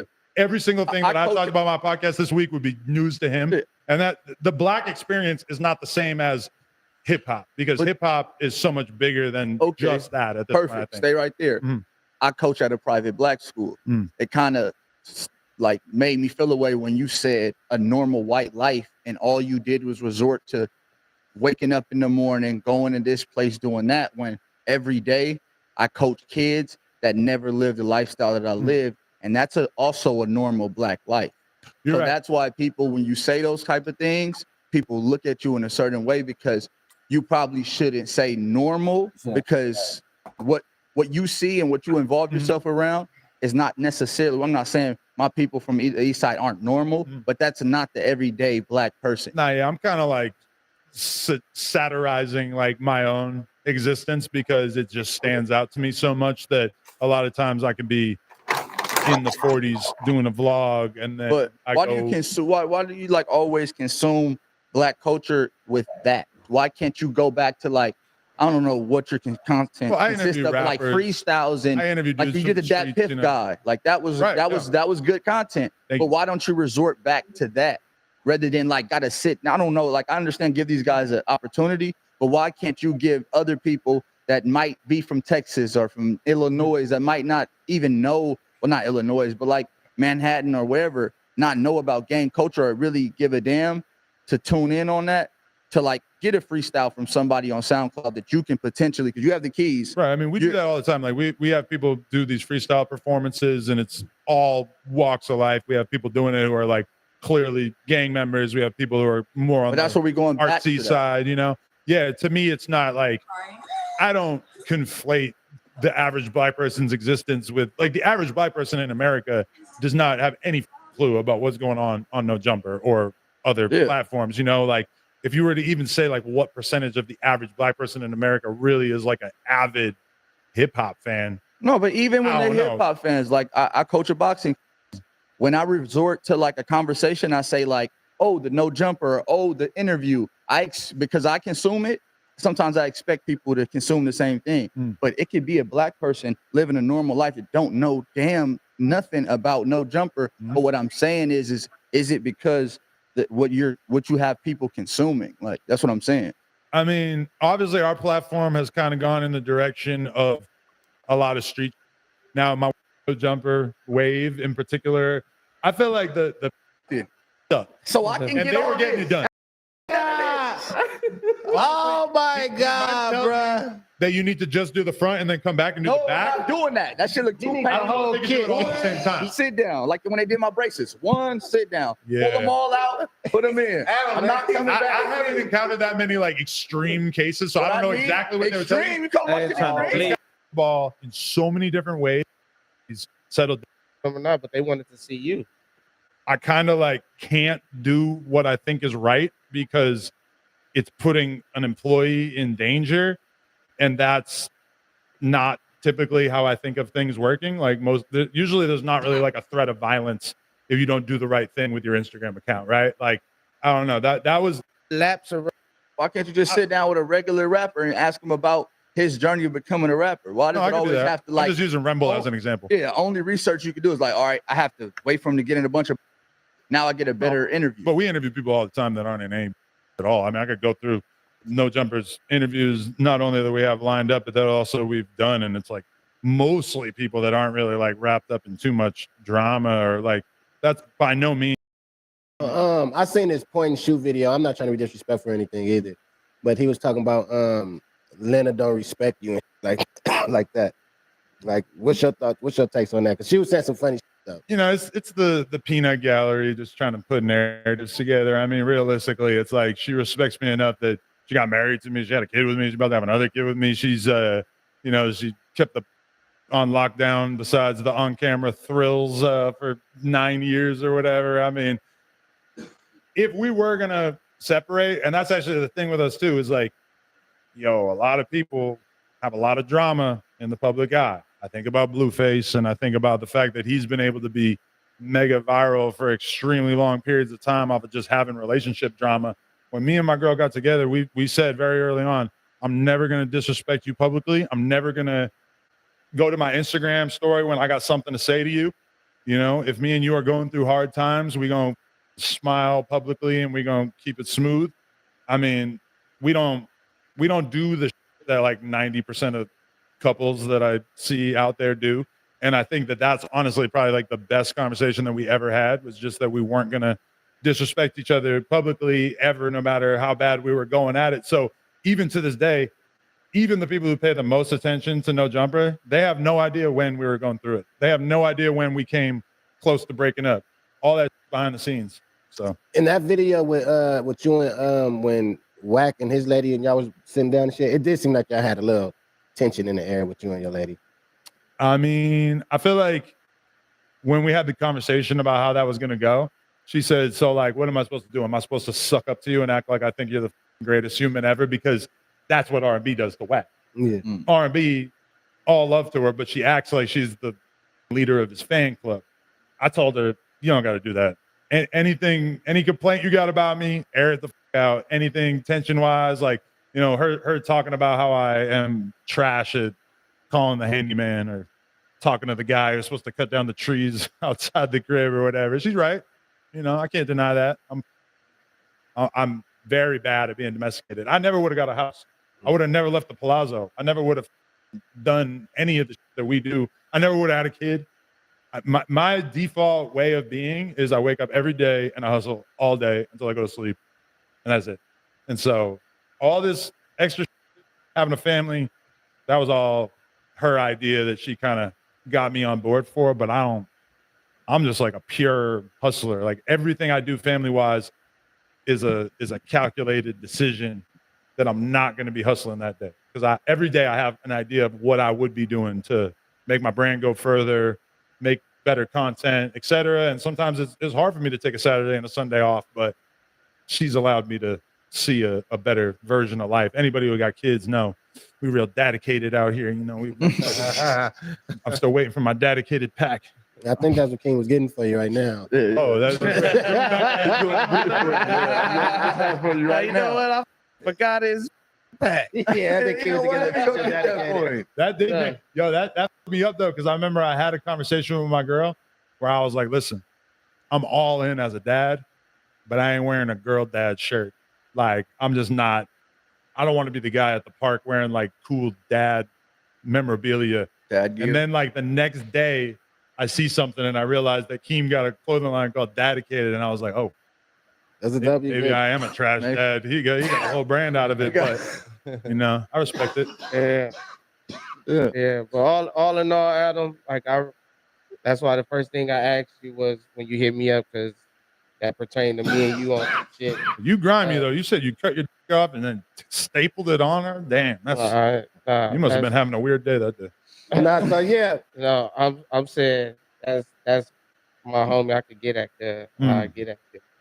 But like I said, I didn't know you. I learned a lot about you today. On you pulled up and you was willing to answer any questions. You wasn't on no don't bring this up type. I'm with whatever. Yeah, I'm with whatever. See, that's what I'm saying. Do you say those kind of things? So at the end of the day, cause the homies ain't with you, and it's like it's hard for me to with you because the homies don't with you at the end of the day. I feel that. It's not no personal shit. It's just how I rock on some shit. You get what I'm saying? Like they ain't with you. Then it's like, all right, I ain't really with you like that. But it ain't no personal shit. It's just I'm standing with the homies. Yeah, I stand with the homies too. Fuck this nigga. You're not being able to hear it. I appreciate that. I respect everything you guys got going. I feel like, you know, I'm just trying to like build the bridge. I ain't got smoke for most of the people in the umbrella besides T-Rail. Hey. But even him, you know, we could piece it up. It don't matter. So you'll be willing to go over there on back on Fig? I got to bring Big Deal with me though. I think that'd be a great episode. We got to set that up. So you are willing though? I think niggas should get over that. It ain't even about shit, man. Left this, his shit fell off. It's over. Hold on. Damn, niggas left this nigga. He fell off. All right, it's over, man. Goddamn. He didn't answer though. Like, would you be willing to go back on Fig? I'm open to the idea of it. Yeah. Open. Okay. It's honestly not even that big a deal from my perspective. You know? Big a deal. You bring a big deal. You good. I think that'd be dope, bro. Put a bigger deal. Yeah, the biggest deal. That'd be dope. Nah, for real though, man. But yeah, I have to shout out Adam pulling up, man. For real, I had to. The questions I asked you initially when you put up, I just had to figure that out because that was my only quarrels with you. For real, for real. I feel like y'all should probably get some like security here because I feel like Hurricane gonna pull up with that. Nah, don't worry. It ain't no stopping Hurricane if she slide, man. She fuck this whole building up. But that definitely will bring on somebody who's like considered way. And like one or two of them are like, well, this white power sounds pretty good. then that's like a pretty bad outcome. But yeah, I mean, that I honestly think that was kind of like a false narrative that came up and all that, because people would always say to me, like, you said that you wanted to stop doing hip hop and do more political, which I never said that. I don't know where that came from. Yeah. At that time, I was trying to do a little bit of both, but even that, like, ended up kind of feeling like this is not what I'm specialized in. I'm not the guy who knows everything about politics. I like watching podcasts about politics, but it's not what I'm trying to like really base my platform around, because I'm not specialized in it. Yeah. No, I hear that. I definitely thought that was what was going on and shit like that. So what is the chances though, like for y'all to get back there? Because it don't seem like it's no real, like, what? I don't get it. I don't think it's real. I feel like the T-Rail thing is definitely like more serious than any of the other. Like, I feel like me and AD would probably be able to see each other and be cool easier than the me and T-Rail thing, because that's kind of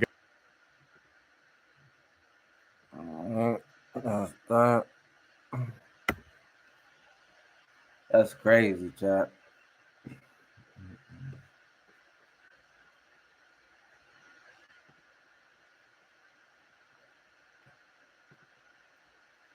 You going on 3-banger.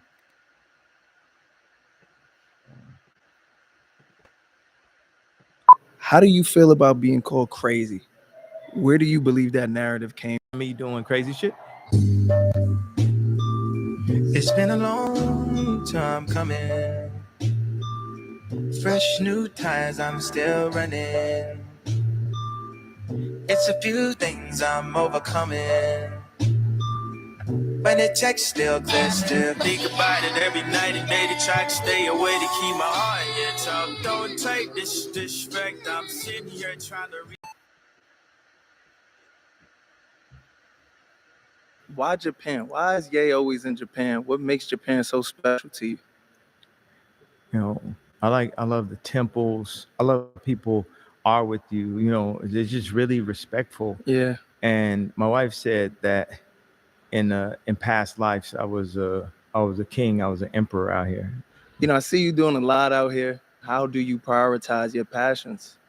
You know, I just put my kids first. You know, all the ideas, and then I get real selfish. Then I go to me. You know, and then I think about the impact it's gonna have on, you know, this lifetime. Yeah.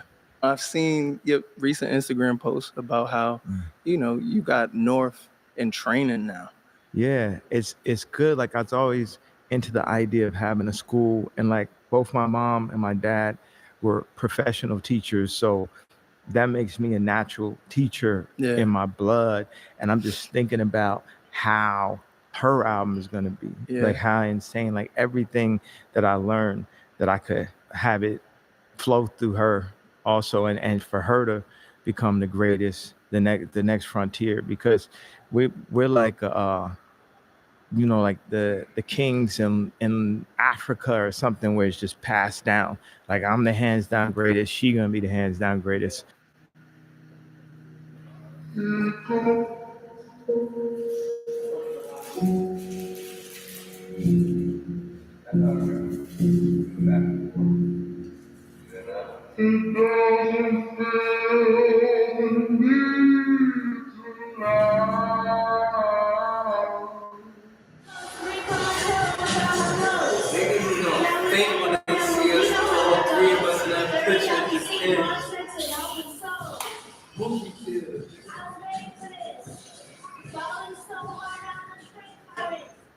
You just announced Bully, the new album. It's on the way. It's your first project in over 3 years since Donda. Yeah.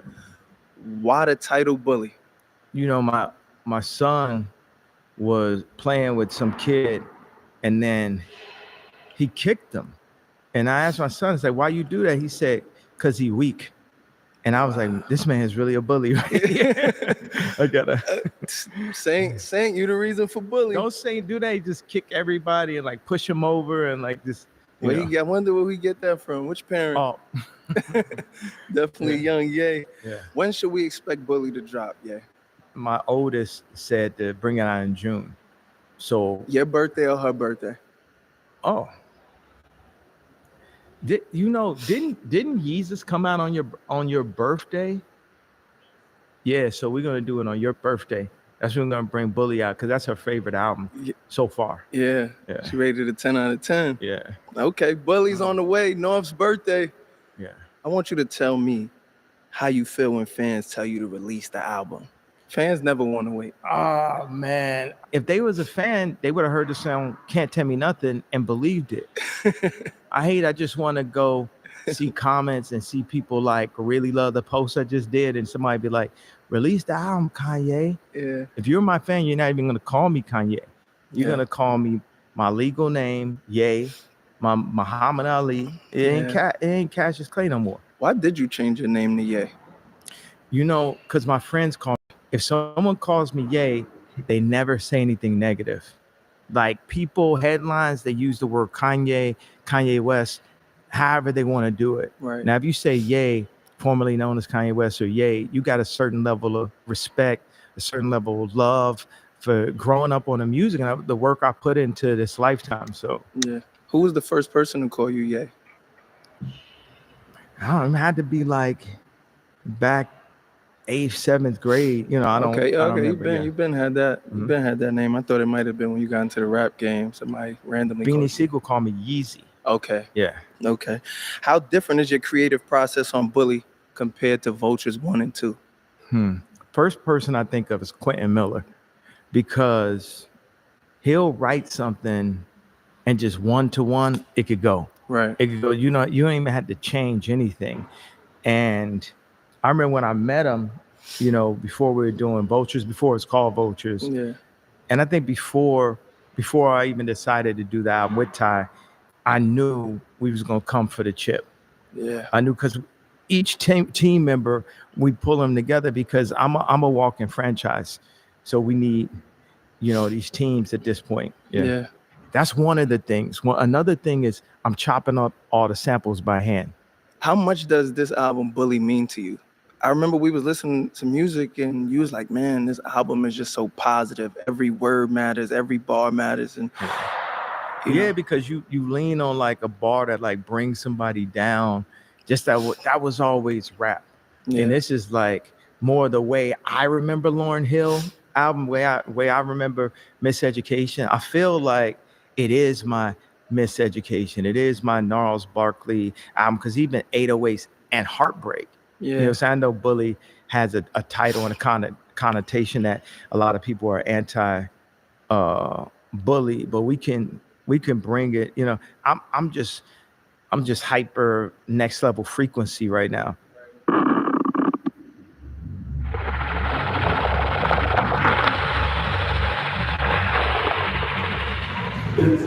I want to see if I got enough time to turn my teeth diamond for the grand. That's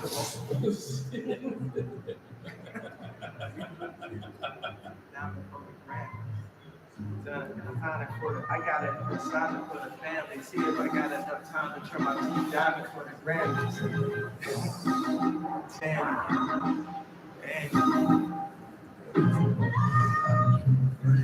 I'm giving BBLs to the nannies. I'll put it back on the fan. I'll put it back on the fan. I'll put it back on the fan. I'll put it back on the fan. I'm giving BBLs to the nannies. We're going to go back to Vultures a little bit. Vultures 1. Not given song. And it came from working with a bunch of people. Like we was out in Saudi, right? And Ty had Rich the Kid out there, and he's just playing different songs.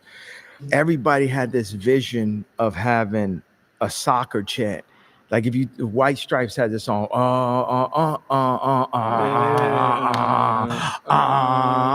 and then soccer teams do it. So you like, man, I want to do it. So I tried 2 times to do it. The first time I tried was Black Skinhead. The second time I tried was All Day.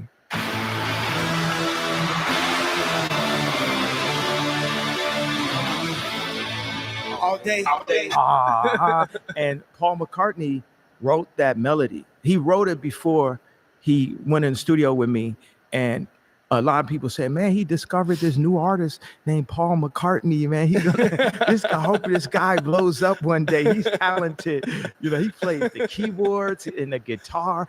Now the vocals that people like, stay away from AI. It's a more negative reaction than auto-tune. And I remember like I did auto-tune because people thought, they're like, man, this auto-tune is trash. As an artist, I could take anything. I could sell a piece of shit for $10 million and shit, you know, and shit. That's another 20. Yeah. So auto-tune, you feel like is AI as well. Exactly. It's in the same family, except people have a more visceral reaction. Is AI the future of music, or is it a crutch? It's time for me to explain to people the power of AI and music. So I take a sample, and this is like a dream come true. Back in the days, you used to have to get the 24-track stems, the Motown, like the 24-track reel. It was like this, and they would tape it on a CD or tape it digitally. Then you got the different parts. Right now, you could take any song and separate it. Just get the vocals. Yeah. Just get the bass line, the drums, completely separated. So when I send a song or a sample to my engineers, I just say JS AI, like they had a website is. Yeah. So it's like my engineer, John Scott, AI. So we speaking like digital THX. THX, this is the movie that George Lucas did before Star Wars.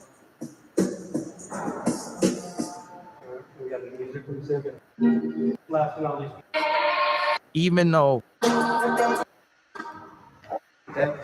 we was going to eat every day. Yeah, we never was unrich. Yeah, ever. We were still going out to eat. The hotels ain't changed. The jets ain't changed. Just the headlines got a little bit different. The headlines changed. What was the restaurant we ate that is closed down? Beauty Essex. It was Beauty in Essex. Yeah. We was going there to eat every day. Mm-hmm. I remember when they froze your accounts. Man, listen, I had to put my little American Express down. You was pulling up right there. Like, hey, Ye's over here eating. That's the first time I seen a billionaire have no access to money.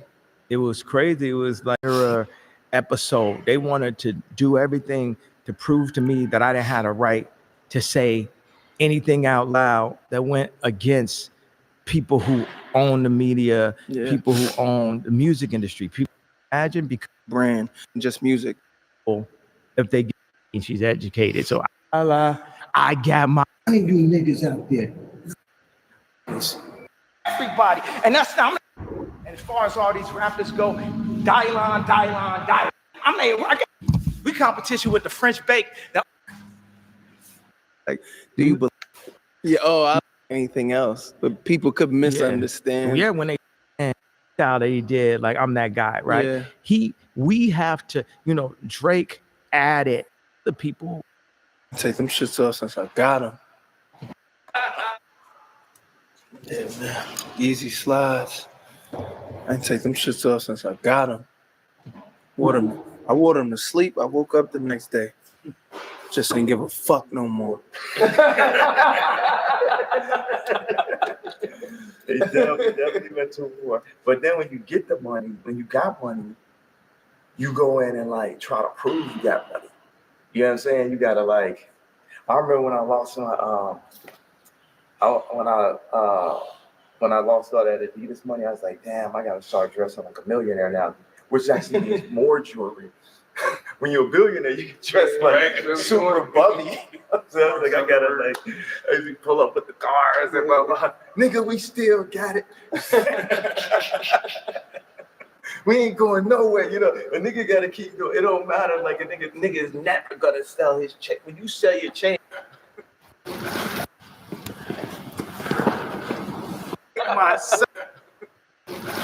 When it is, I just woke up the other day. Woke up from my last shift. I'm wondering, like, that might be my boy. He just working down to Matt Williams. He came, he's the head designer. It looked like he would do Flames if that is him. Niggas don't got these, Sage. This is all I had left in the house. I said, I'm just bring them I know you got people that make them work, fix them up and shit. What you say, kid? I'm like a fan. The belt will never leave him. Had a belt in the shower. You know how you sign stuff to this? You're like, I'm never taking this off. Yeah. Hey, say, researching belts. Let's see. Niggas be getting belts, but not this the gay version. We get the triple dipped set belt. In Japan, I'm just talking about millionaires gotta wear that jury. I still gotta wear all that jury. Word up. I still gotta wear all of it. Every piece of it, bro. Yeah, this shit done got serious with this energy. You can never redo this again. I'm sorry. I don't give a fuck what you do. I remember the story. This is what I want to say. They was gonna kill me for the Ace of the Izzo. I stayed in Jersey for about 3 months and shit. I was like, gee, you know them, right? It's like, man, cause Jimmy was screaming pretty loud on the phone, man. This our what? Fifth interview, fifth interview. Fifth. This one's the best one. We got to this. I had to go get in the lab. That's crazy.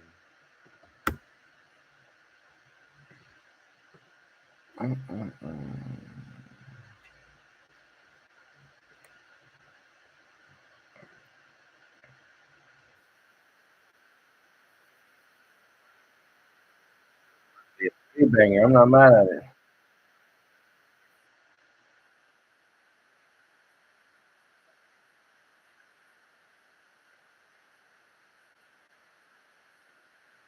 Just hung out my son. I ain't really party though. Oh, yeah, You throwing a coming? party without me. No, you could come. I don't know if you could relate it. He's Good. a He's rookie. good. No, he's not a rookie. He's a little bit older, but He's not? Yeah. I don't know what you're talking about. I don't really pay attention to people like that. so to your point, it doesn't phase you. I don't know what's the big deal. That's that's fair. Cam, what do you think? I concur.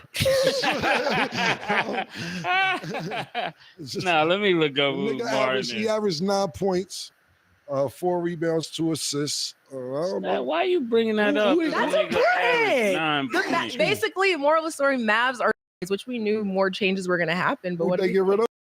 Quentin Grimes.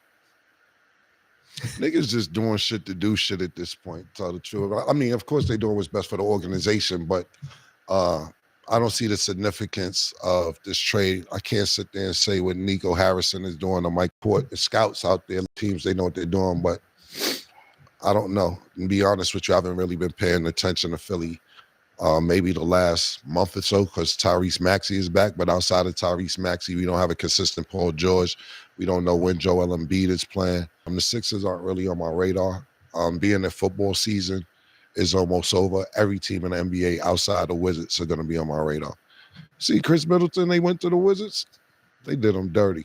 Yes, wow. That's wild. You go from a playoff team. The Wizards? Who they traded them for? Kyle Kuzma and somebody else that could probably pull it up. But that's actually good for Milwaukee. Thing about it is, I'm saying for Milwaukee, I'm talking about from a personal standpoint. If you're Chris Middleton, that shit gotta suck, man. You always went from a playoff team to a team that was just 6-40 right now. They might be the only team that's eliminated from the playoffs currently before the All-Star game. They're like 7-39 or some crazy shit. But guys, Yeah. Just to confirm, so the Bucks are close to trading Chris Middleton to the Wizards in exchange for Kuzma, which is and shout out to Martin. I didn't know the guy, but I don't want people to think I'm just dragging niggas. I don't do that. Well, then you be lying. Huh? Then you're lying to the audience, to be honest with you. If you don't know the nigga, you don't know the nigga. So you gonna lie now and act like you know him? Yeah, you're right. I take it back. You don't know the nigga. After stat, you gotta do more. Pause. If you want niggas to know your name, you gotta perform a little when better. Stats sent me the topics today, I did my homework on it. topics for the day, and I seen a nigga. All I remember is him just running up the court. I don't know him for no layups and nothing spectacular. And you look at him and be like, yeah, he do be running up and down the court. That's all I could take from it. But good luck. The Mavericks, to me, are in a better situation than the Sixers. So congratulations to him, and maybe he'll prosper from there. Okay. Quick question, Cam. Do you feel like you like surprises? Yes or no? No. No. May said that surprise is not consensual. It's not consensual. I feel like, what if it's a good surprise? Good to you may not be good to me. Okay, well, this is up for you to decide because I have a little surprise if you guys want to open the door.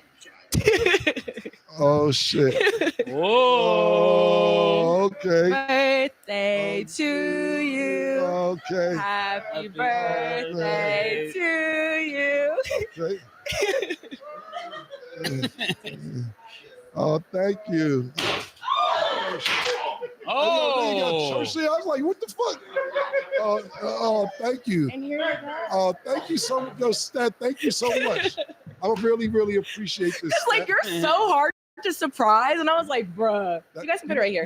You know what's crazy is nobody's gonna think this is genuine because they got on. I said that. That's why I was like, dang. Yeah, Thank you guys. Y'all don't come with this. That's the real surprise, Stat. If you would have got them, That can be discussed after. yeah, you would have got them to stay. That can be discussed That would have after. killed. No, they're staying the whole And if show. these would have been real hundreds, but beggars can't be choosers. This is why they're staying after. That's all I gotta say. Oh, so man. you're welcome. Thank you, man. That was good. I was like, how do I ease into this? Yeah, that was the best. Pause. But thank you. I appreciate fair. it. This is very, very good. Thank you very much, Stat. We don't do Andre. Guys, I'm learning.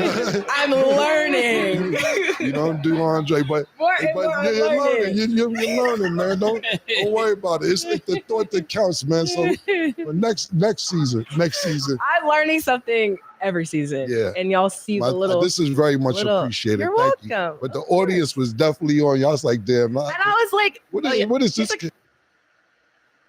Hang on, sit down.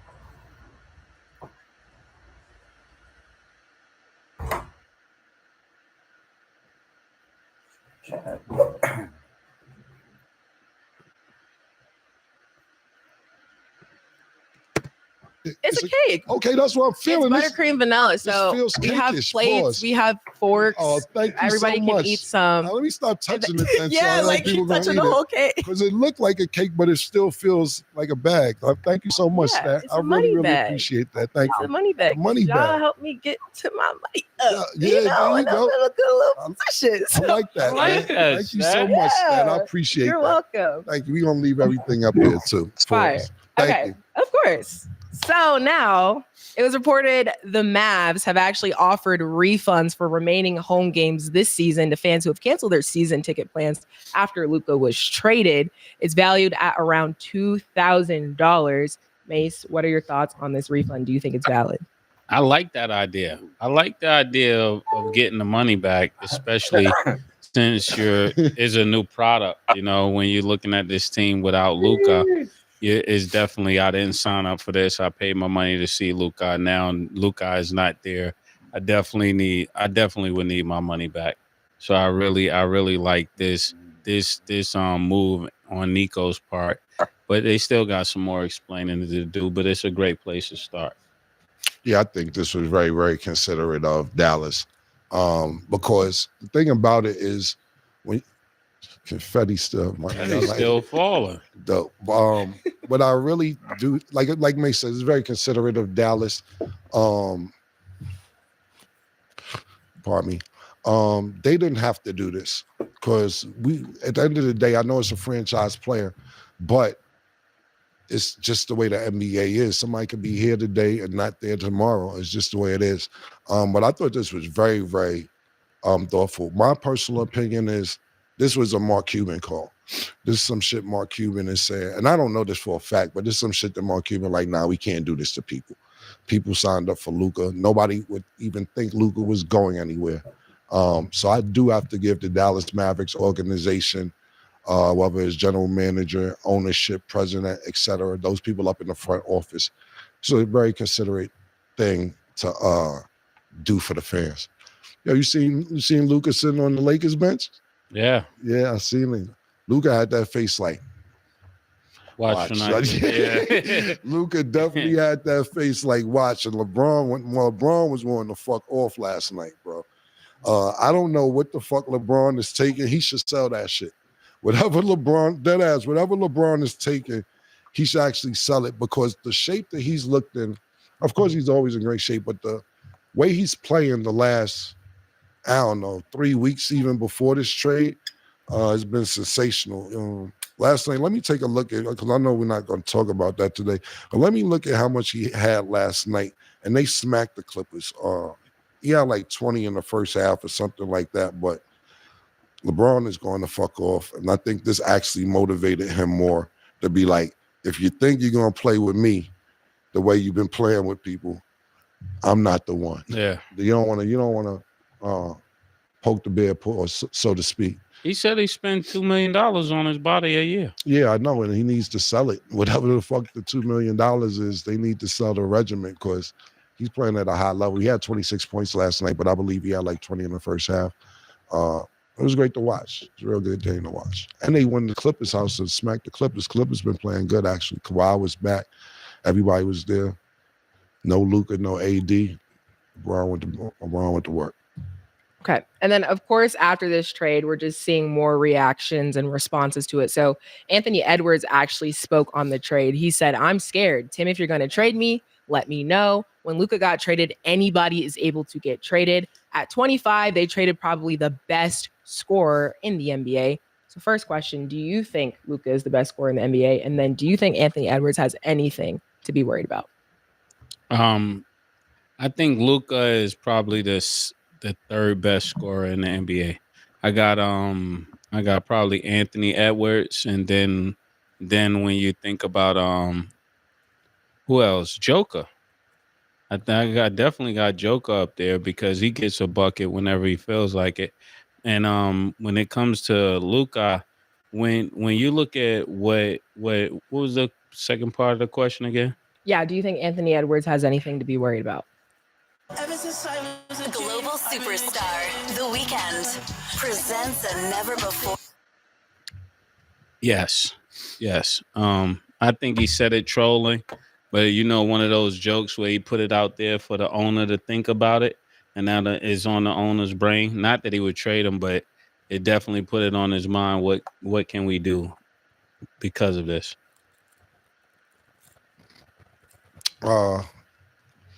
Best leading scorer right now this season is Shea. Shea Gilgeous-Alexander. He's leading the NBA in scoring, and he looks unstoppable when he's out there. If you ask me who's the best scorer this year, but to be fair, Luka has not played a plethora of games, so we don't know if he would be the leading scorer. But it isn't like he hasn't led the league in scoring before, at least throughout the season. So I'm only giving it to Shea because that's just what the numbers showing. Luka's not playing. Is he scared? Should he be scared? After the other day, everybody should be scared. Everybody should be scared. Only person who isn't scared and who's laughing probably, and their agent probably like, yeah, nigga, I need a raise. And we're not going to talk about LeBron because that's a given, but Bradley Beal. If Bradley Beal could have been traded by now, the Phoenix would have made a deal for Bradley Beal, but you just can't send Bradley Beal where you want to send Bradley Beal. This no trade clause is very, very important. And everybody, don't get it wrong. I'm telling you, players, just from my years of watching basketball, don't go in there and be like, I want the no trade clause, because they're going to laugh at you and walk away. That's not going to be for everybody. And it's a take it or leave it situation. So it is what it is. But as far as the leading scorer, to me this year is Shea. And as far as should Anthony Davis be scared?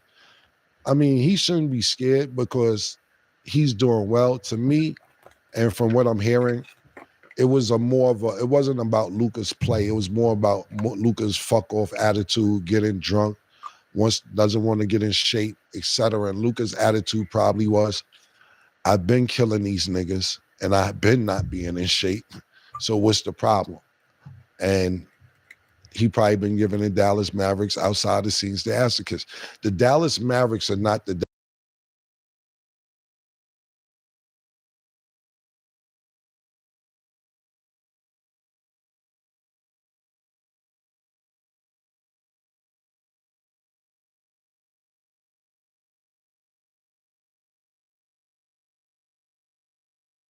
Nobody knew about this trade besides ownership and management, and it didn't even leak to the players. Like Anthony Edwards is saying, well, let me know.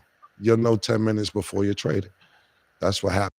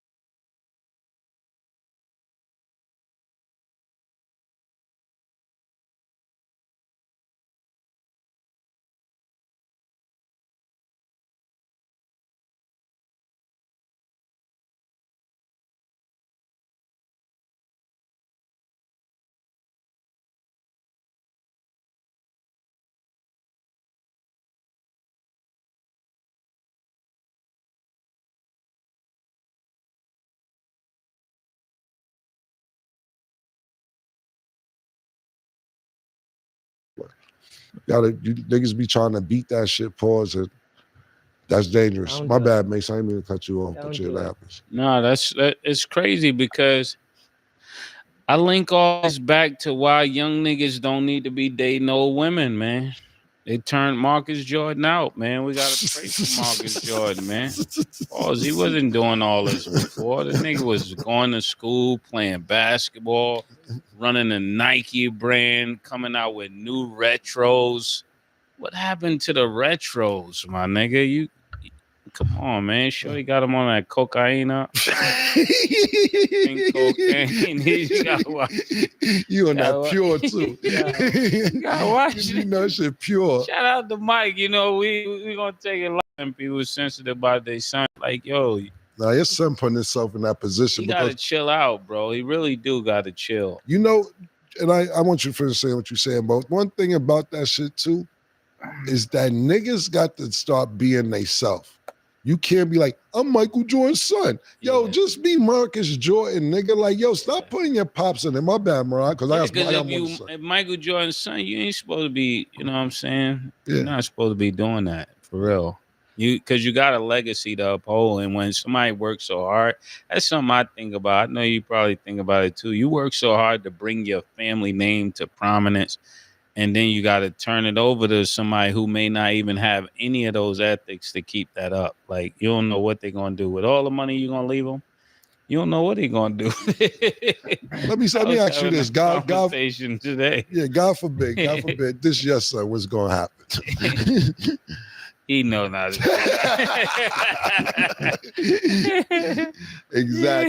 Exactly. Yeah, my son called me from England, from Monaco, anywhere. Like he knows. Like I tell him, you don't want me to embarrass you, don't embarrass me. That's how That's a good. I like that slogan. Yeah, That's a you don't great want me to slogan. be on the internet wilding. He'd be like, "Yo, Dad, chill out. I'm trying to run for this, or I'm trying to run for that." Yeah, I like Said, that if you're slogan. gonna run for governor or mayor, I can't be out here wilding with Killer. Yeah, I dig it. They see. That's why I'm trying to. I'm just letting you know. That's why I'm trying to. No, listen. Go a little political. Listen, I'm not knocking them because I remember speaking to your son and I think I shout out to Adidas with Cool Now. He said, Cam, you had a problem with Nike, you had a problem with Adidas. What sneakers are you going with? He thinks he knows it all. I said, we go Balenciaga. we gonna get some sneakers on, but shout out to Nike and Adidas. Everything is cool. Yeah. Man. Before I say something else, But yeah, Marcus, he can't be messing that legacy up. You don't even hear about the other son. Right. And then let me ask you 'Cause something. He probably don't date. He probably don't date older women. What I was going to ask you is pertaining to that. Jalen Green is balling. So I know, yo, Jalen. You got to get the right cougar. You know, you go in the zoo. You got to get the right cougar. Sorry, son. I'm a work in progress. I'm about to say that too. I'm about to say your facial expressions giving up after time. Yeah, you got to get the right one. He got Drea. Whatever Drea got, it works. So how do you find the right one? Whatever Amber Rose got works. It's certain ones that you get with, they just make you better. She's making them better. What about Erykah Badu?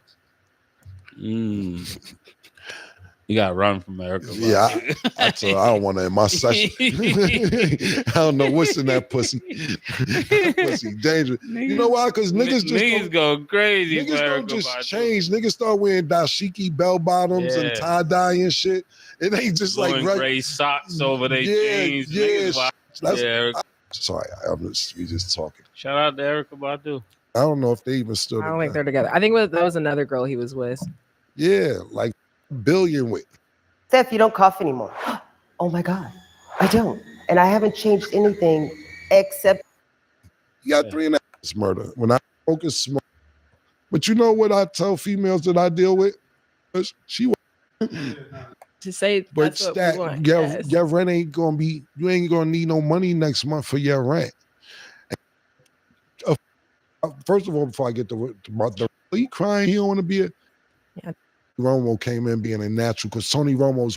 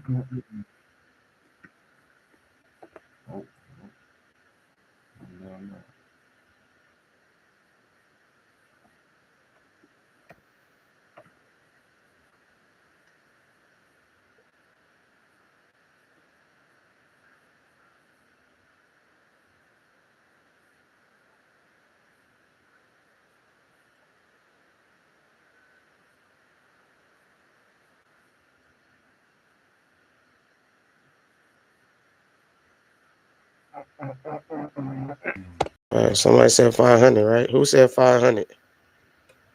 Simple fact 500 is what the fuck? Cleveland, Ohio is the home to the first electric traffic lights. Damn. Oh shit, imagine driving with no fucking traffic lights. That's crazy. How was they driving with no traffic lights? How can you drive with no traffic? I know it's possible, but what was like, what is it? Is it like, is that, was it kind of like a traffic light? Did everybody treat it like a stop sign? That's crazy. Did everybody treat, it wasn't nothing to win. It wasn't nothing to win. Did everybody, oh, okay, JD said 500. Okay, shout out to JD. Yeah. So where's the, that's crazy. How would you drive